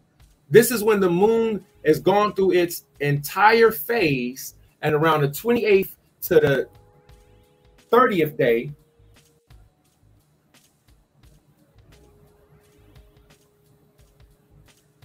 I was thinking of other numbers. Around the 29th to the 30th day, the moon and the earth and the sun finally all lines up. Look at this. This is a powerful phrase you want to know. The earth is round like a globe and appears by its, as appears by its shadow, the eclipse of the moon, which shadow is usually bound by a circular ring. By our seeing the masts of ships, which the hull is hid by the convexity of the water, by its having been sailed round by many, many navigators, or in other words, Loopy and everybody else that's watching, nobody has ever reported a damn ice wall. Nobody's ever reported an ice wall going around America. Get off of TikTok, get off of Instagram, Twitter, all that goofy stuff, and read a book. Look at this. By our seeing the mast of the ship, whereas its hull is hid by the convexity of water, by its having been sailed round by many navigators, the hills take off no more from the roundness of the earth in comparison than grains of dust do to the roundness of the common globe. It ain't nothing new under the sun, all right? There's nothing new. Let me go ahead and highlight all of this. All right, it's all of this. All right, I don't wonder that. That's pretty cool, I guess. All right, let's scroll up, and then we're going to stop at this point right here. But the reason why we came here is because whether it's Abraham, whether it's Isaac, whether it's Jacob, whether it's Noah, whether it's Moses, everybody knew that the earth was a sphere. And even the Bible describes the earth as a sphere. Your elder is stupid for pointing this out. Yes, absolutely. So then we see what? We see contain 160,522,026 square miles of inhabited parts, 38,999,560, and in Europe it goes to the lands. Now watch this. In all, 199,512,595, and which is the number of the square miles of the whole face of our, what's it called? Globe. All right.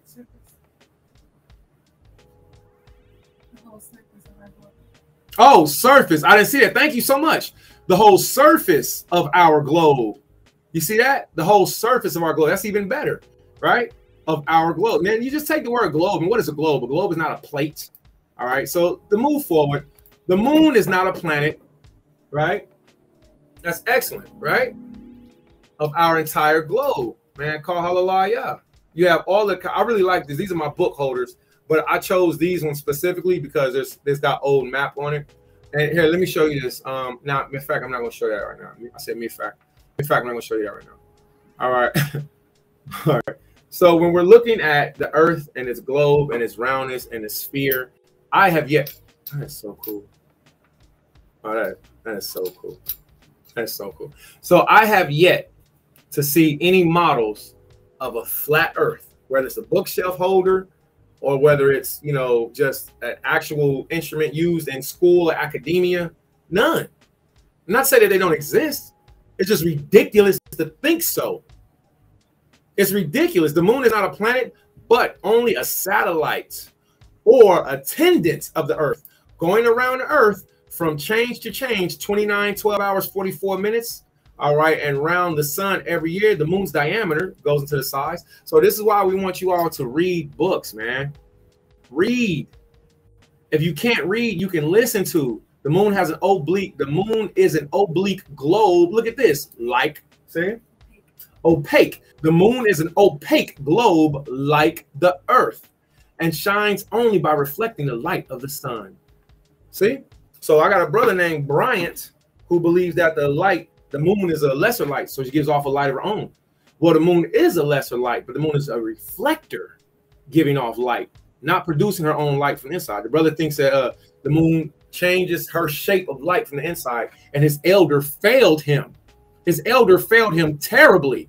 His elders are failing him by not sitting down and reading books and talking to him and proving all points, not being sagacious.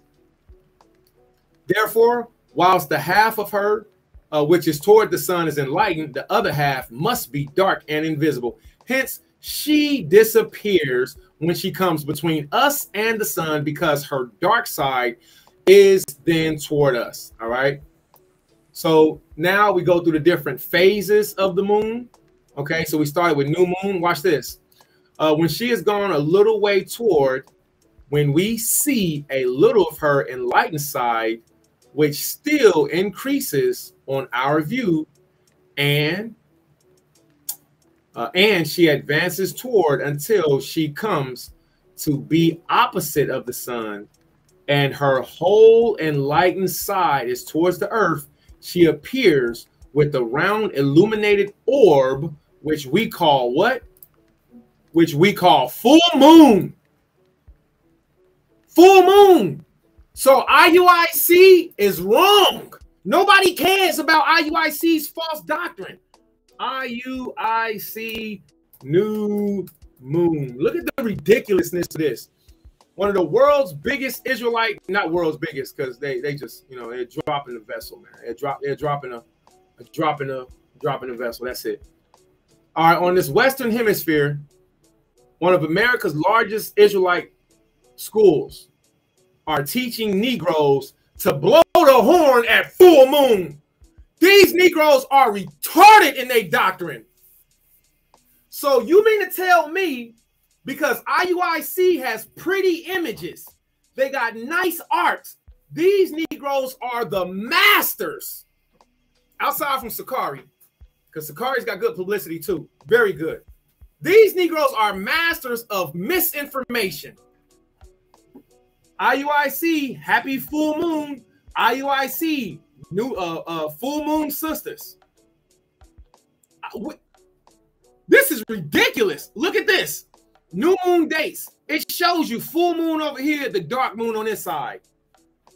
This means these Negroes is on the other side of the moon. They are truly on the other side of the moon. Happy new moon. You niggas is wrong as the day is long. New moon is coming in 15 more days after full moon. You Negroes is 15 days late or early, whichever way you want to do it. But when we look at the animation, these Negroes got great animation. He is a terrible teacher. I don't remember his name, but he is a horrible teacher. These Negroes teach you to have sex on the Sabbath. You can come to the Sabbath when you're on your period. These Negroes teach there's no difference between clean and unclean.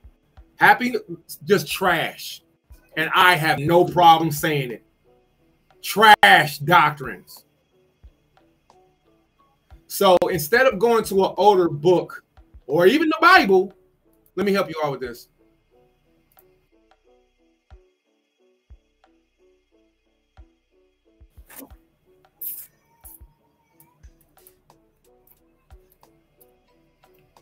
So let's look at this real quick. Psalms 81. All right. KJV, Blue Letter Bible. This Bing is whack, man. It's cool because it's got a lot of features, but it's slow as all get out, man. Like Google be rolling, man. All right, check this out. So it says, blow the trumpet in the new moon in the time appointed in our solemn feast day.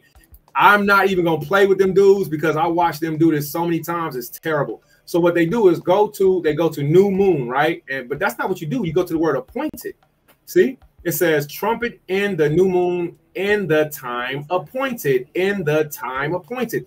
New moon's appointed time is when? Bakar, ka, sa, ha. So this is the word that we see here for appointed. Okay? You have the character ba. This first character that's not highlighted, that's ba. And then these three characters to themselves are a word of their own. This is ka, this is sa, and this is ha. So kasah, kasah, right? So ba, kasah, ba, kasah, right? So you have kasa and you have kasa-a, kasa-a. This last character has the ha. This last character has the ah. These first two characters are the same. Kasa. Look. Kasa. If you a coward, if you don't want to stir up the hornet's nest, I'll smooth throw a rock at the hornet's nest and be standing right there with a whole can of WD-40 when it comes out.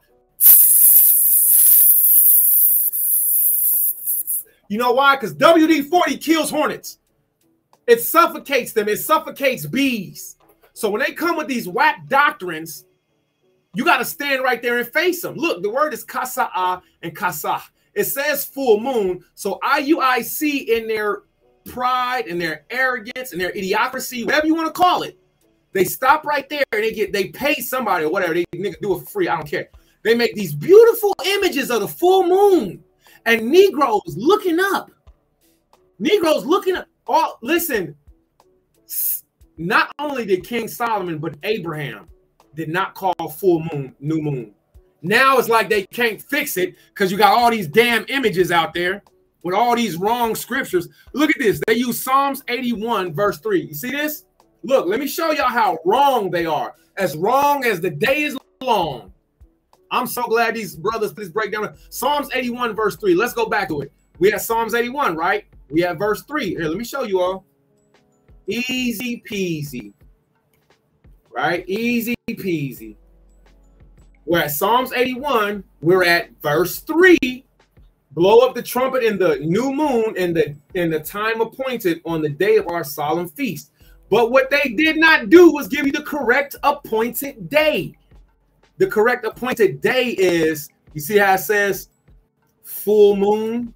Well, guess what, Israelites? There's two full moons. These Negroes did terrible on this breakdown. Properly fullness of the full moon, i.e. its festival time appointed. You scroll down, you go to Jacinius. All right, let me help you all out. Let me show y'all how to do this so when y'all come across any of those brothers and sisters from IUIC, which are terribly brainwashed. They so scared to get kicked out their school, they won't even tell the truth. Don't nobody care about getting kicked out of your whack-ass school. I'm sorry I had to say that. Don't nobody care about that. Because if your school is whack, your teachers is teaching wrong information, y'all coming to school on your menstrual cycle, you on the wrong day for nobody cares.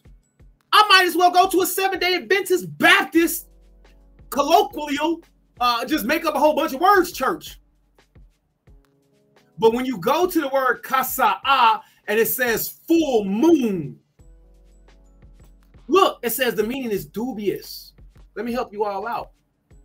This is fun, dubious, uncertainty or doubt.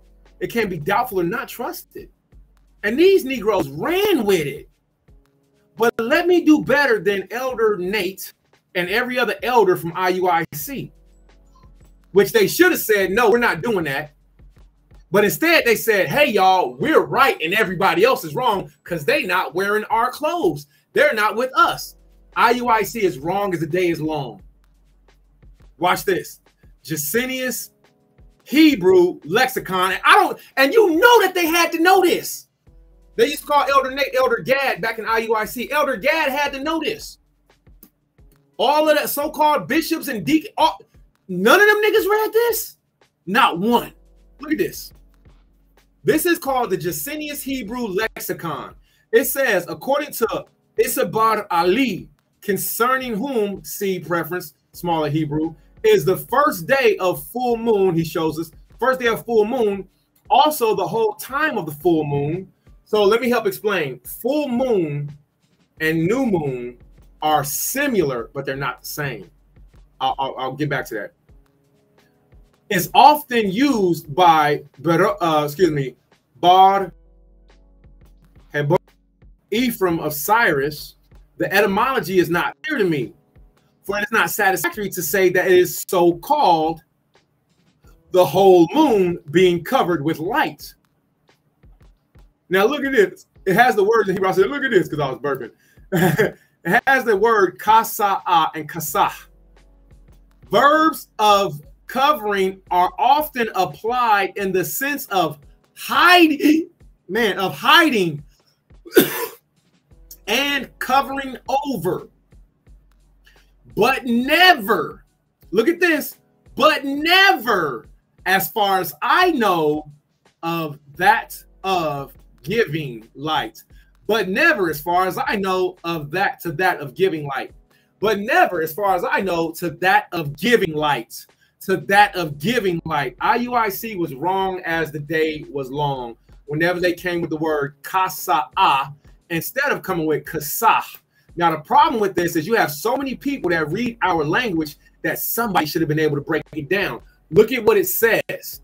It says to cover, to conceal. Guess what? All of you Negroes keeping waxing crescent new moon is wrong. You're wrong as the day is long, and I don't care who you are, because I can go to the Bible and prove you wrong. I go to the Bible and prove your elder wrong. And when your elder try to come to me out of one of his books that he wrote, no, sir. No, sir. If your elder doesn't say what this Bible says, your elder is poo-poo caca on his doctrine. To cover, to conceal, to hide, to conceal, cover, to be covered. To cover, to clothe, to cover, to conceal. To if you're standing there naked and you kasa'ah, you have officially covered up. In every language that I have looked it up, including Japanese and Chinese, new moon is the dark moon. So when we go to Encyclopedia Britannica, edition the first, it's not even called the first edition. It's called edition the first. You see that full moon, just like new moon, is hidden with his dark side. And that full moon is the side or the phase to where we can actually receive or perceive the light. Okay? The moon has scarce any difference of seasons. Her axis being almost perpendicular with the ecliptic. Now, if you don't know what the ecliptic is, let me help you. See, I love my elders. I love Zaquan Padazar. I love Zaquan Nathan Yala. Even though they've thrown me away, they cast me to the wolves. They called me names, and they exiled me. Even though I've been exiled, I love my elders because my elders did a wonderful job of teaching me. So therefore, I learned. So yes, it is possible to go back and say, wait a minute, hold on. I learned this when I was a child. And then I found out as a child, this was incorrect or this was correct. Watch this. All right. Let's do astronomy definition. Ecliptic astronomy definition. Look at this. Ecliptic in astronomy is the great circle that is the apparent path of the sun among the constellations in the course of the year. So when you see the moon going through, her phases, that's called the ecliptic. When you see the moon going through his phase, the sun going through his phase, that's called the ecliptic. So as we know, every day, like from where I am, the moon rises in the east that way. And it sets in the west. The sun rises in the east and it sets in the west that way behind me. Because I follow what's called the ecliptic. And I really wish that a lot of these Israelite elders would have been more mature and just said, I don't know. Let's look at it together. You have some of them, but then guess what they did? They punked out when their other elder friends came around. They wanted to agree with all of their elder friends. So therefore, they refused to teach the truth, and they go along to get along elders, and they're not worthy of respect. Flat out. Not by me. I'm not doing it. Because if that's what you do, then you'll teach other people to be wrong. I will respect them by being quiet when I'm in front of them. When it comes to teaching these topics, man, I'm rebuking them and me. Everybody getting me, I'm getting rebuked, they getting rebuked, everybody getting rebuked. So this is the ecliptical line that the sun and that the moon both follow. Okay, it's an invisible line, but they never lose their course. And this is what Yahweh said. Yahweh told us that they would not lose their course. If they could lose their course, then the Most High would forget us from being his children. All right. All right. Now let's look at this real quick.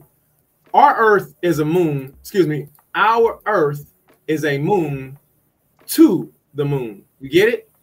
Waxing and waning regularly, but appearing 13 times as big and as affording her 13 times as much light as she does to us. When she changes to us, the earth appears full to her. You see that? So the same thing that the moon does when the moon is going through her course, when it looks like she's changing phases, because she's not.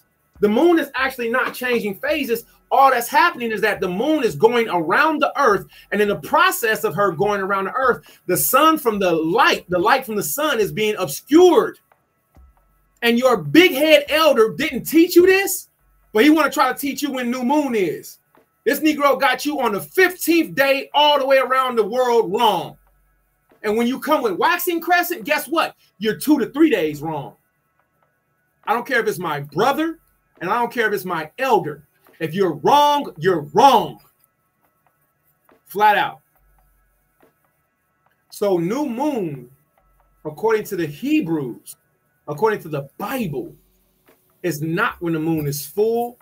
It's not when it's waxing crescent. It's when it's concealed. So when IUIC brought out this wonderful scripture of Psalms chapter 81, verse 3 through 4, and they didn't listen, they so whack, they didn't even give a precept. Let's get Numbers chapter 10, verse 10 real quick.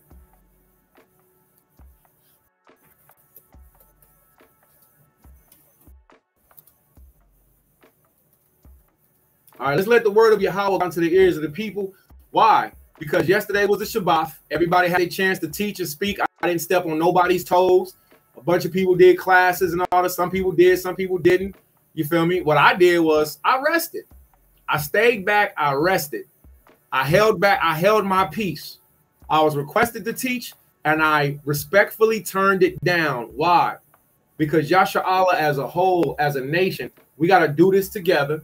And it was my time to Shabbat. So the first day of the week, so-called Sunday, let's get it. The Lord's Day, as they say. All right. Numbers chapter 10, verse 10. And don't trip off that, because it actually was in antiquities and history. It actually was called the Lord's Day. Also, in the day of your gladness and in your solemn days and in the beginnings of your months, ye shall blow with the trumpet over your burnt offerings and over the sacrifices and your peace offerings, that they may be to you for a memorial before your Allah. I am Yahweh, your God. So once a month, we are supposed to be having a feast day. And once a month, we are supposed to be doing what? We are supposed to be not only gathering, we're supposed to be feasting.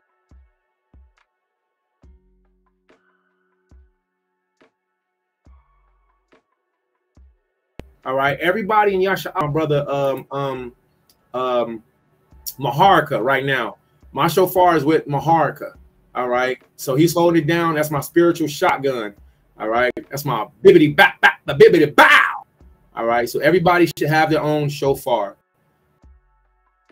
All right, shofar if you don't own one. All right. All right, so we have the word. Let's see, solemn assembly, meeting together. So this verse, Numbers chapter 10, verse 10.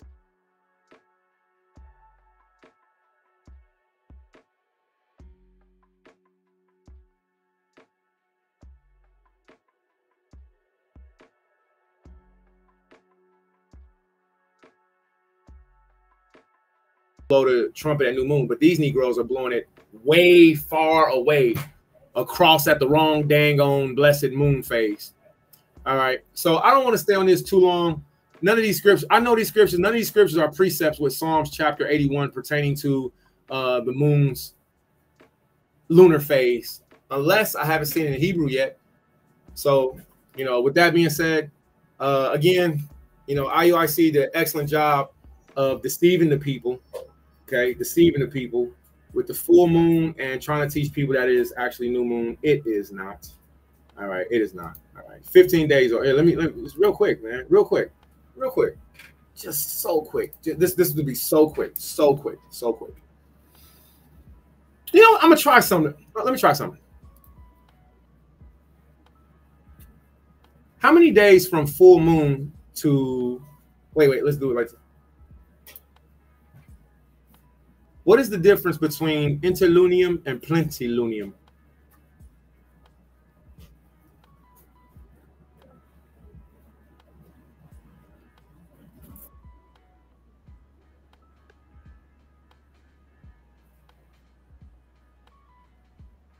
They don't. So let's try to do that again.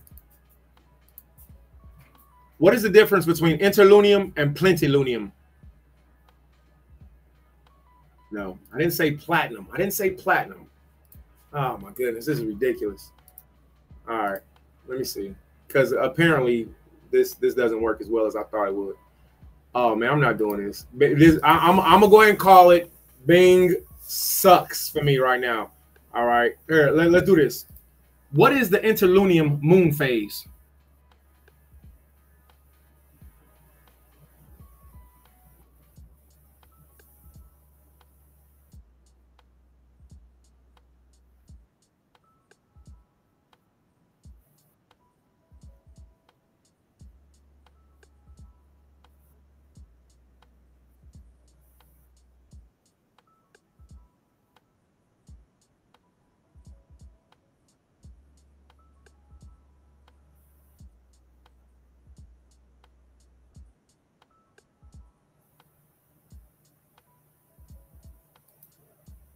That was really good.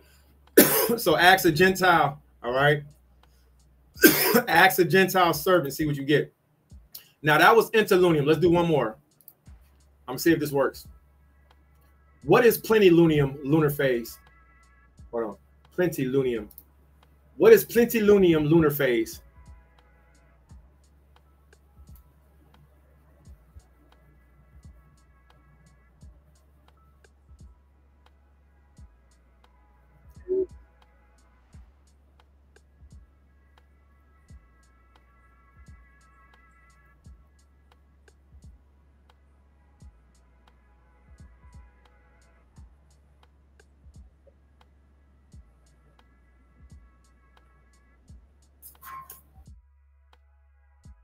All right. So now what we're going to do is we're going to type in the word plenilunium.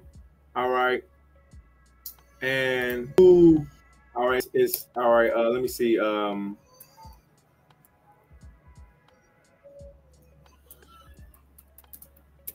lunar phase. All right. Is that it? Did I get it correctly? All right. Images of plenilunium lunar phase.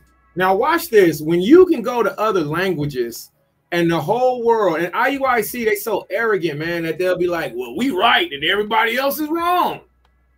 And that's just ridiculous. Because everywhere you go, everywhere you look, full moon is the fullness of the moon. All right. It's the fullness of the moon in its light, even in other languages. All right, let's see. I'm trying to pull up this word plenilunium, and the reason being is because this is a very important word. Okay, plenilunium. So as you see this is a Latin phrase. Okay, phases de lune. All right, phases de la lune, or in other words, phase of the moon. Plenilunium or plenilune.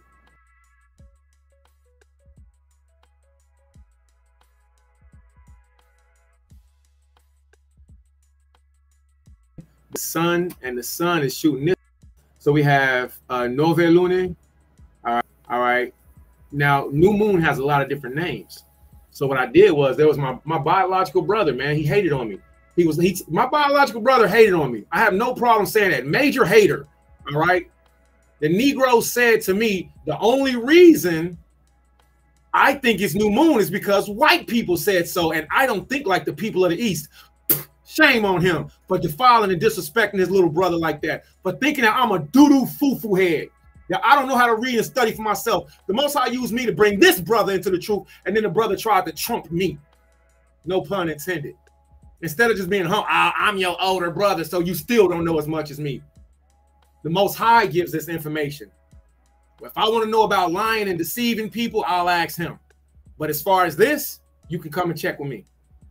So what I did was, when he said that I was only saying this because that's what white people said, well, I started learning in Latin. I started learning in Chinese. I started learning in Japanese. I started learning in East Indian. I started learning in Arabic. And guess what?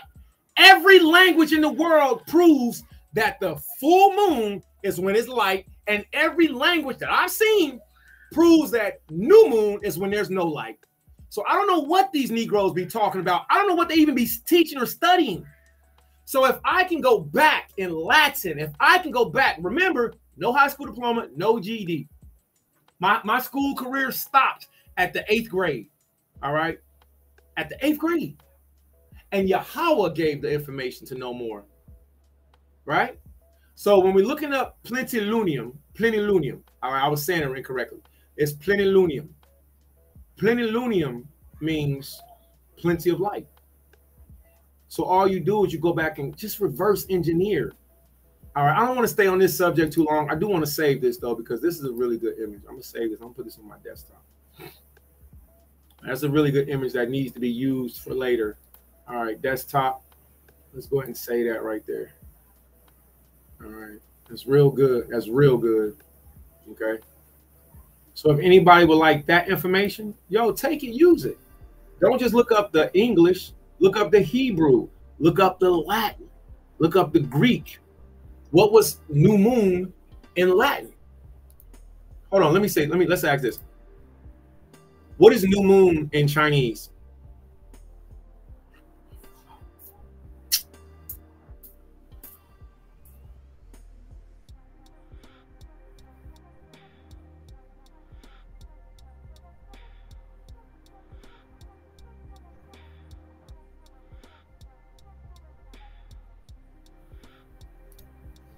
What is new moon in Cantonese?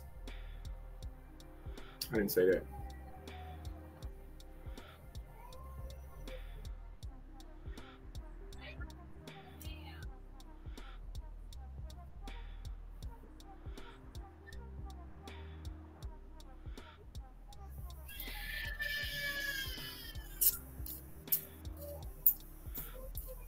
Shinjitsu. Shinjitsu is another word for new moon in Japanese. And one of the reasons, you know, the Most High brought me to that, man, check this out, man. All right, practices relate to new moon in Japanese. All right, moon viewing. You know, I quit. I yield the floor. I yield the floor. This could go on and on and on. And what you will still have is Negroes that will vouch for IUIC, that will vouch for House of David. How House of David flipped to waxing crescent? Where they do that at? I know where they do it at. You go to Jerusalem, you talk to Mary Hoshua. Mary Hoshua convinces you that it's waxing crescent, and then you just start telling everybody what. Instead of sticking with what the book says. How can I say that? Because I was there when it happened. So I can make that statement. I was there when I myself, House of David, a few other members went to Jerusalem. We sat before Mary Hoshua. Mary Hoshua read out of, you know, some very good books, and out of those books, his convincing statement was that new moon is waxing crescent. I'm like, yo, this, and the brothers are sitting looking at me like, what you think? I said, I think this some bull. I said, no, sir. I said, I will not. And then guess what? When we got back, it was like, oh, it was, matter of fact, I seen it on the car. I seen it on the car ride. On the car trip back from that meeting, I seen to where a specific brother was acting funny towards me. And I was like, I'm looking at him like, damn, so you been thinking this? Damn, you been thinking this? You better study to show yourself approved. All right. So anywho, I'm gonna leave up a lot of these windows. A lot of these I'm gonna close down. And the reason being is because it's information. And please, I've been showing this information for a long time. Not a long time. I've been showing this information for as long as the Most High has given me to show it. And it's been consistent. It's been consistent. So if it's been here for you to see, it's here for you to see. So I want everybody to check this out. All right, look up Berosus. All right, I have to learn more about Berosus. Okay, get the writings of Berosus. Get his books. All right, precept what Berosus said to Flavius Josephus. All right, now why did we go through all of that? We went through all of that because we just seen that Abraham, our father, right? Abram, right? He did what? He conferred with each of them, confuting their reasonings. There's nothing with you brothers. You brothers need to G up. Y'all need to man up, man. You feel me? Get your own stance on studying and understanding, all right, while you show respect to those who came before us.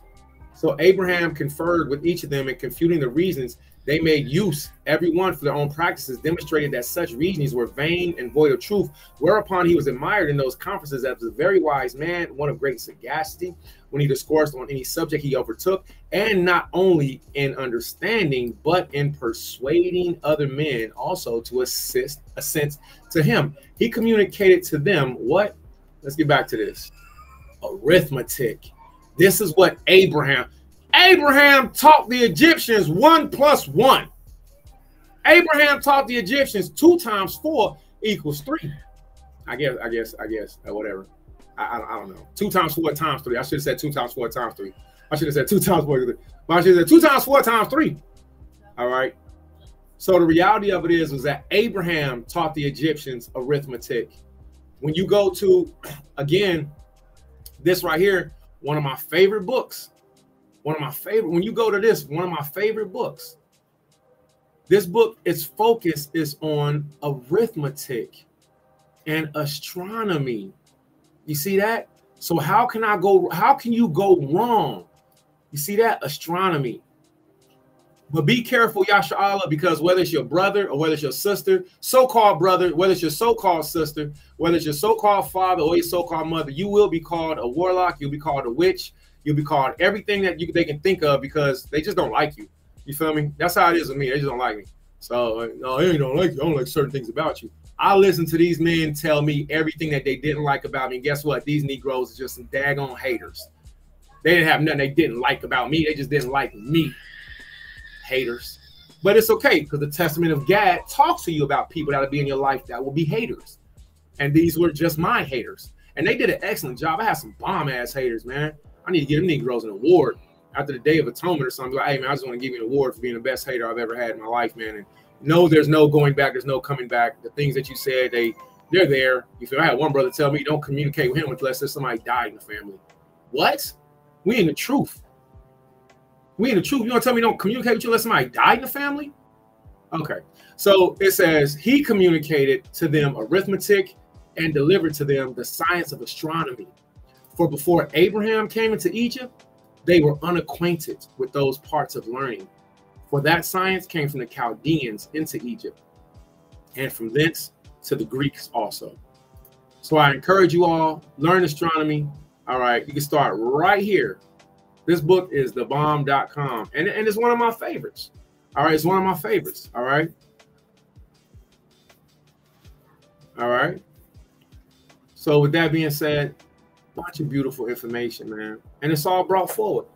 All right. Hey, Thawada Kanai, what kind of one? I just got on here. I'm trying this new thing. This is Shalom Kanai. You say you're not screen sharing in case you think you are. I don't know what I'm doing. I don't even know how to turn the camera on here. You feel me? I just put this. Let me see. This is the overlay. So this shows the comments. Let me see. I don't know what this week's 12 part. This puts me on. This puts me on the screen right here. All right. But I have no idea what I'm doing. This is called Restream. All right. It's a Restream right here. So, I got to upgrade. I don't want to do that. All right.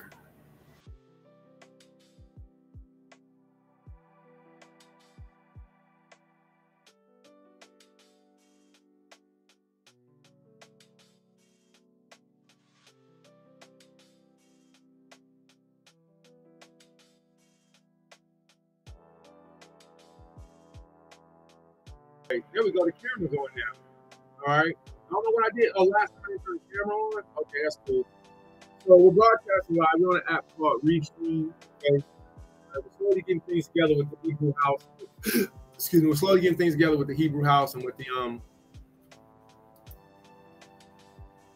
Oh, this is really cool. Okay. Okay.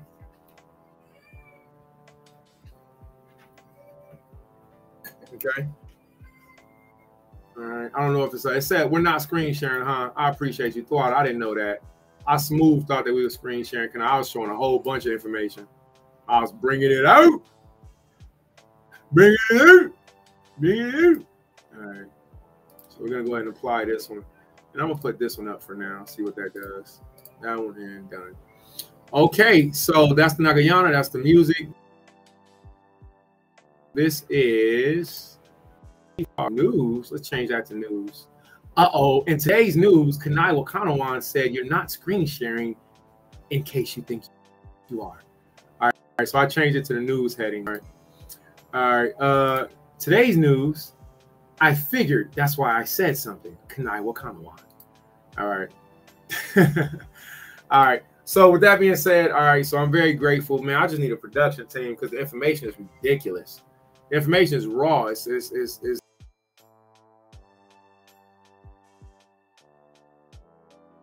really good. And oops, connection lost. All right. So that's it. If anybody has any questions, our brother Loopy, man, he got to start on this, and then then there he goes. So y'all brought come y'all by Shema check out. I pray that this helps somebody. All right, I'm gonna go ahead and end it. And if anybody needs me, I will be over here studying. All right, I'm gonna start a different stream. I'm gonna start a different study because that's what today is. It's not the day of preparation, but it's the first day of the week. All right, and the first day of the week we usually get back to what we've been doing. All right. So you can find places where Hamashiach and the apostles, to where, excuse me, not Hamashiach, but after Hamashiach's death, you can find places to where the apostles kept the first day of the week together. So it wasn't unlikely that the apostles came together on the first day of the week.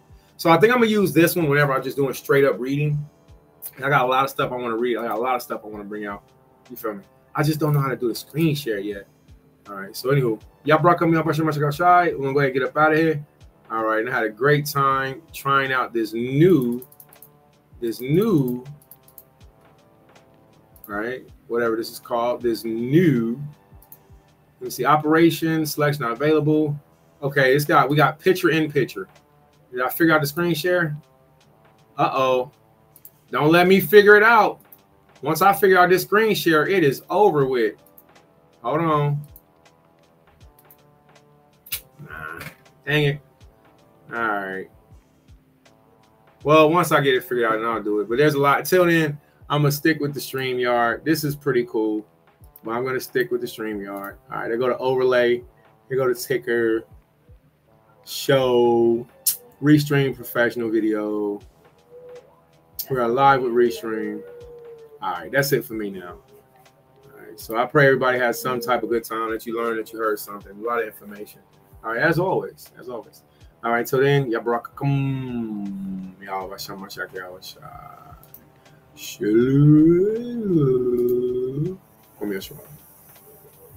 Oh, guess what? I don't know how to stop it either. That's another thing. So I'm live. I don't know how to stop the recording. All right, so let's go to oh, here we go. I found screen share. All right, that's extra camera. So let's start a screen share. All right, we're going to start an entire screen. We're going to include the audio. And from here, nope, still nothing. All right. So if I start the screen share and I do that, does it pop up Flavius Josephus? All right. Which I know I've said his name so many times. That, eventually it's like, oh, well, keep it. There we go. I found it. I found the screen share. I found it. Okay. But even with that, I still can't see myself. All right. So let's see. What if I put it here? Okay, we getting it now. We getting somewhere, y'all. Okay, we getting somewhere. So let's go ahead and close this overlay. So that's for y'all to see the comments. Okay. And then we're going to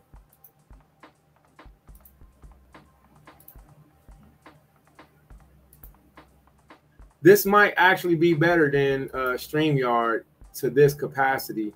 Okay, so that's where the guest will be, picture in picture. All right, that's where I will be, and that's where the guest will be. All right. Oh, we can switch them around. That's even better. All right, so now I think I know how to do it. We got to figure it out a little bit. So let me ask this question. When I pull this up, can you see what this says? It says, Egypt, they were unacquainted with those parts of learning, for that science came from the Chaldeans into Egypt and from thence to the Greeks also. All right, so we're going to look up something real quick. I want to get Chaldean science. And salute to our Akwath, you know, Ashran Rob, man. She is a huge supporter of our ministry, man. And she purchased a book a while back, and it's the Chaldean version of Genesis. That's pretty dope. The Chaldean version of Genesis? Come on, man. So we have to know that all of this land over here, all right, science of the Chaldeans. All right, let's see what comes up. Chaldea, Babylonia, Mesopotamia, Sumeria. So these are the areas, all of this region, all right, all of this region, so-called Iraq. All right, here's Turkey. This is where Noah's Ark was. So Noah's Ark, okay. They got some Israelites that believe that we're Bantu and that Noah's Ark did not land in Turkey, but it did. So this is all of that area that the children of Shem inhabited. All right, the East Indians, the Shemitic people, all right, inhabited all this area before actually passing downward. Okay. Now, why do we say passing downward? Because understanding maps, we know that Abraham, he lived in the land of Ur, in the land of the Chaldeans. So Ur is all the way down here. It's all the way at the bottom. So when you look at a map in the land of Ur, you have this land of Arabia, and at the very bottom, you have the Chaldean king. So Abraham, he came from a very, very long and far, you know, very, very long and far away legacy. Okay.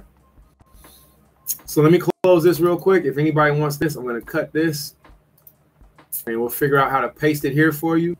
I hope that helps. There was a lot of stuff. I don't know how to paste on here yet. Let's see. We're figuring it out. All right, we're figuring it out. Can I comment? I don't know how to comment. All right, there go the comments right there. All right. Okay, I don't know how to comment on here yet. All right, let me send out this invite. Send the invite to our brother Loopy Lane. All right. Guests can add channels to the stream. Nope, I'm not doing that. We ain't doing none of that. All right, so we're gonna go ahead and put that up here. And as far as what we looked at so far, we've shown some very, and I apologize, I don't think you all were able to see it. We went to this page right here. This is called Art and the Bible. All right, we read Judith chapter Chaldeans. All right, outside the fact that if we disobeyed our God would destroy us. All right. Chaldeans, they sojourned there therefore Mesopotamia, because they would not follow the gods of their fathers, which were in the land of Chaldea, right? So we were originally called the Chaldeans, is what we went to, and then we went to the scriptures to where it shows us. We went to the scriptures to where it shows us that there was a righteous man full of celestial science. Okay, what is celestial science? And this righteous man was named Abraham or Abram. Okay, see, astronomy. All right, definition, history, discoveries. All right, so when you're looking at celestial knowledge, man, you know, I don't know what this could even bring up. But again, be aware if you are going to learn, study astronomy, astrology, you feel me, astronomy specifically, you will be, you know, possibly ridiculed, you know, and ousted by your friends and families. Again, my family, my friends, so-called friends, family. I thought the brother's my friend. I thought he's my family, you know. But brother called me a warlock, all kind of stuff. You know, I was called a witch. And it's like, man, just because I want to study the Bible and I want to learn astronomy, Negroes call me Baal and all kind of stuff, man. And I ain't gonna stunt. At the time, it hurt. It hurt real bad because I'm like, no, that's not me. That's not what's going on. All that's going on is I'm trying to study to show myself approved. But the more I study to show myself approved, the more my so-called peers, my so-called elders, so-called, and I have no problem saying that, Negroes left me high and dry, like some busters, flat out. And I don't feel nothing about it. Now I don't. I used to. I messed up. Corn me out your I still say that. But as far as them and all that, nah, man, shame on them. They whack. So this is the Earth. 1, 2, 3, 4, 5, 6, 7. Right. So these are the 7 heavens within the celestial sphere, and within that you have what's called Symphyria Zodiaci. Symphyria Zodiaci. And what is Symphyria Zodiaci? That is the actual zodiac that goes around the planets. All right, the Earth is right here. You have the zodiac way out here, and you have the different realms or the different spheres or the different heavens. And each one of the planets has its own what's called decan. Okay, so each one of the planets has their own decan. Okay, so if you're still rocking with us, let me show you this real quick. This book is wonderful. It's amazing. All right, this book, the planet of its axis line conceived to be drawn through its entire. Let me show you this. The axis of the planet is a line conceived to be drawn. Y'all gotta bear with me. I'm using a different program today, so it's not really working with me, but we're gonna try.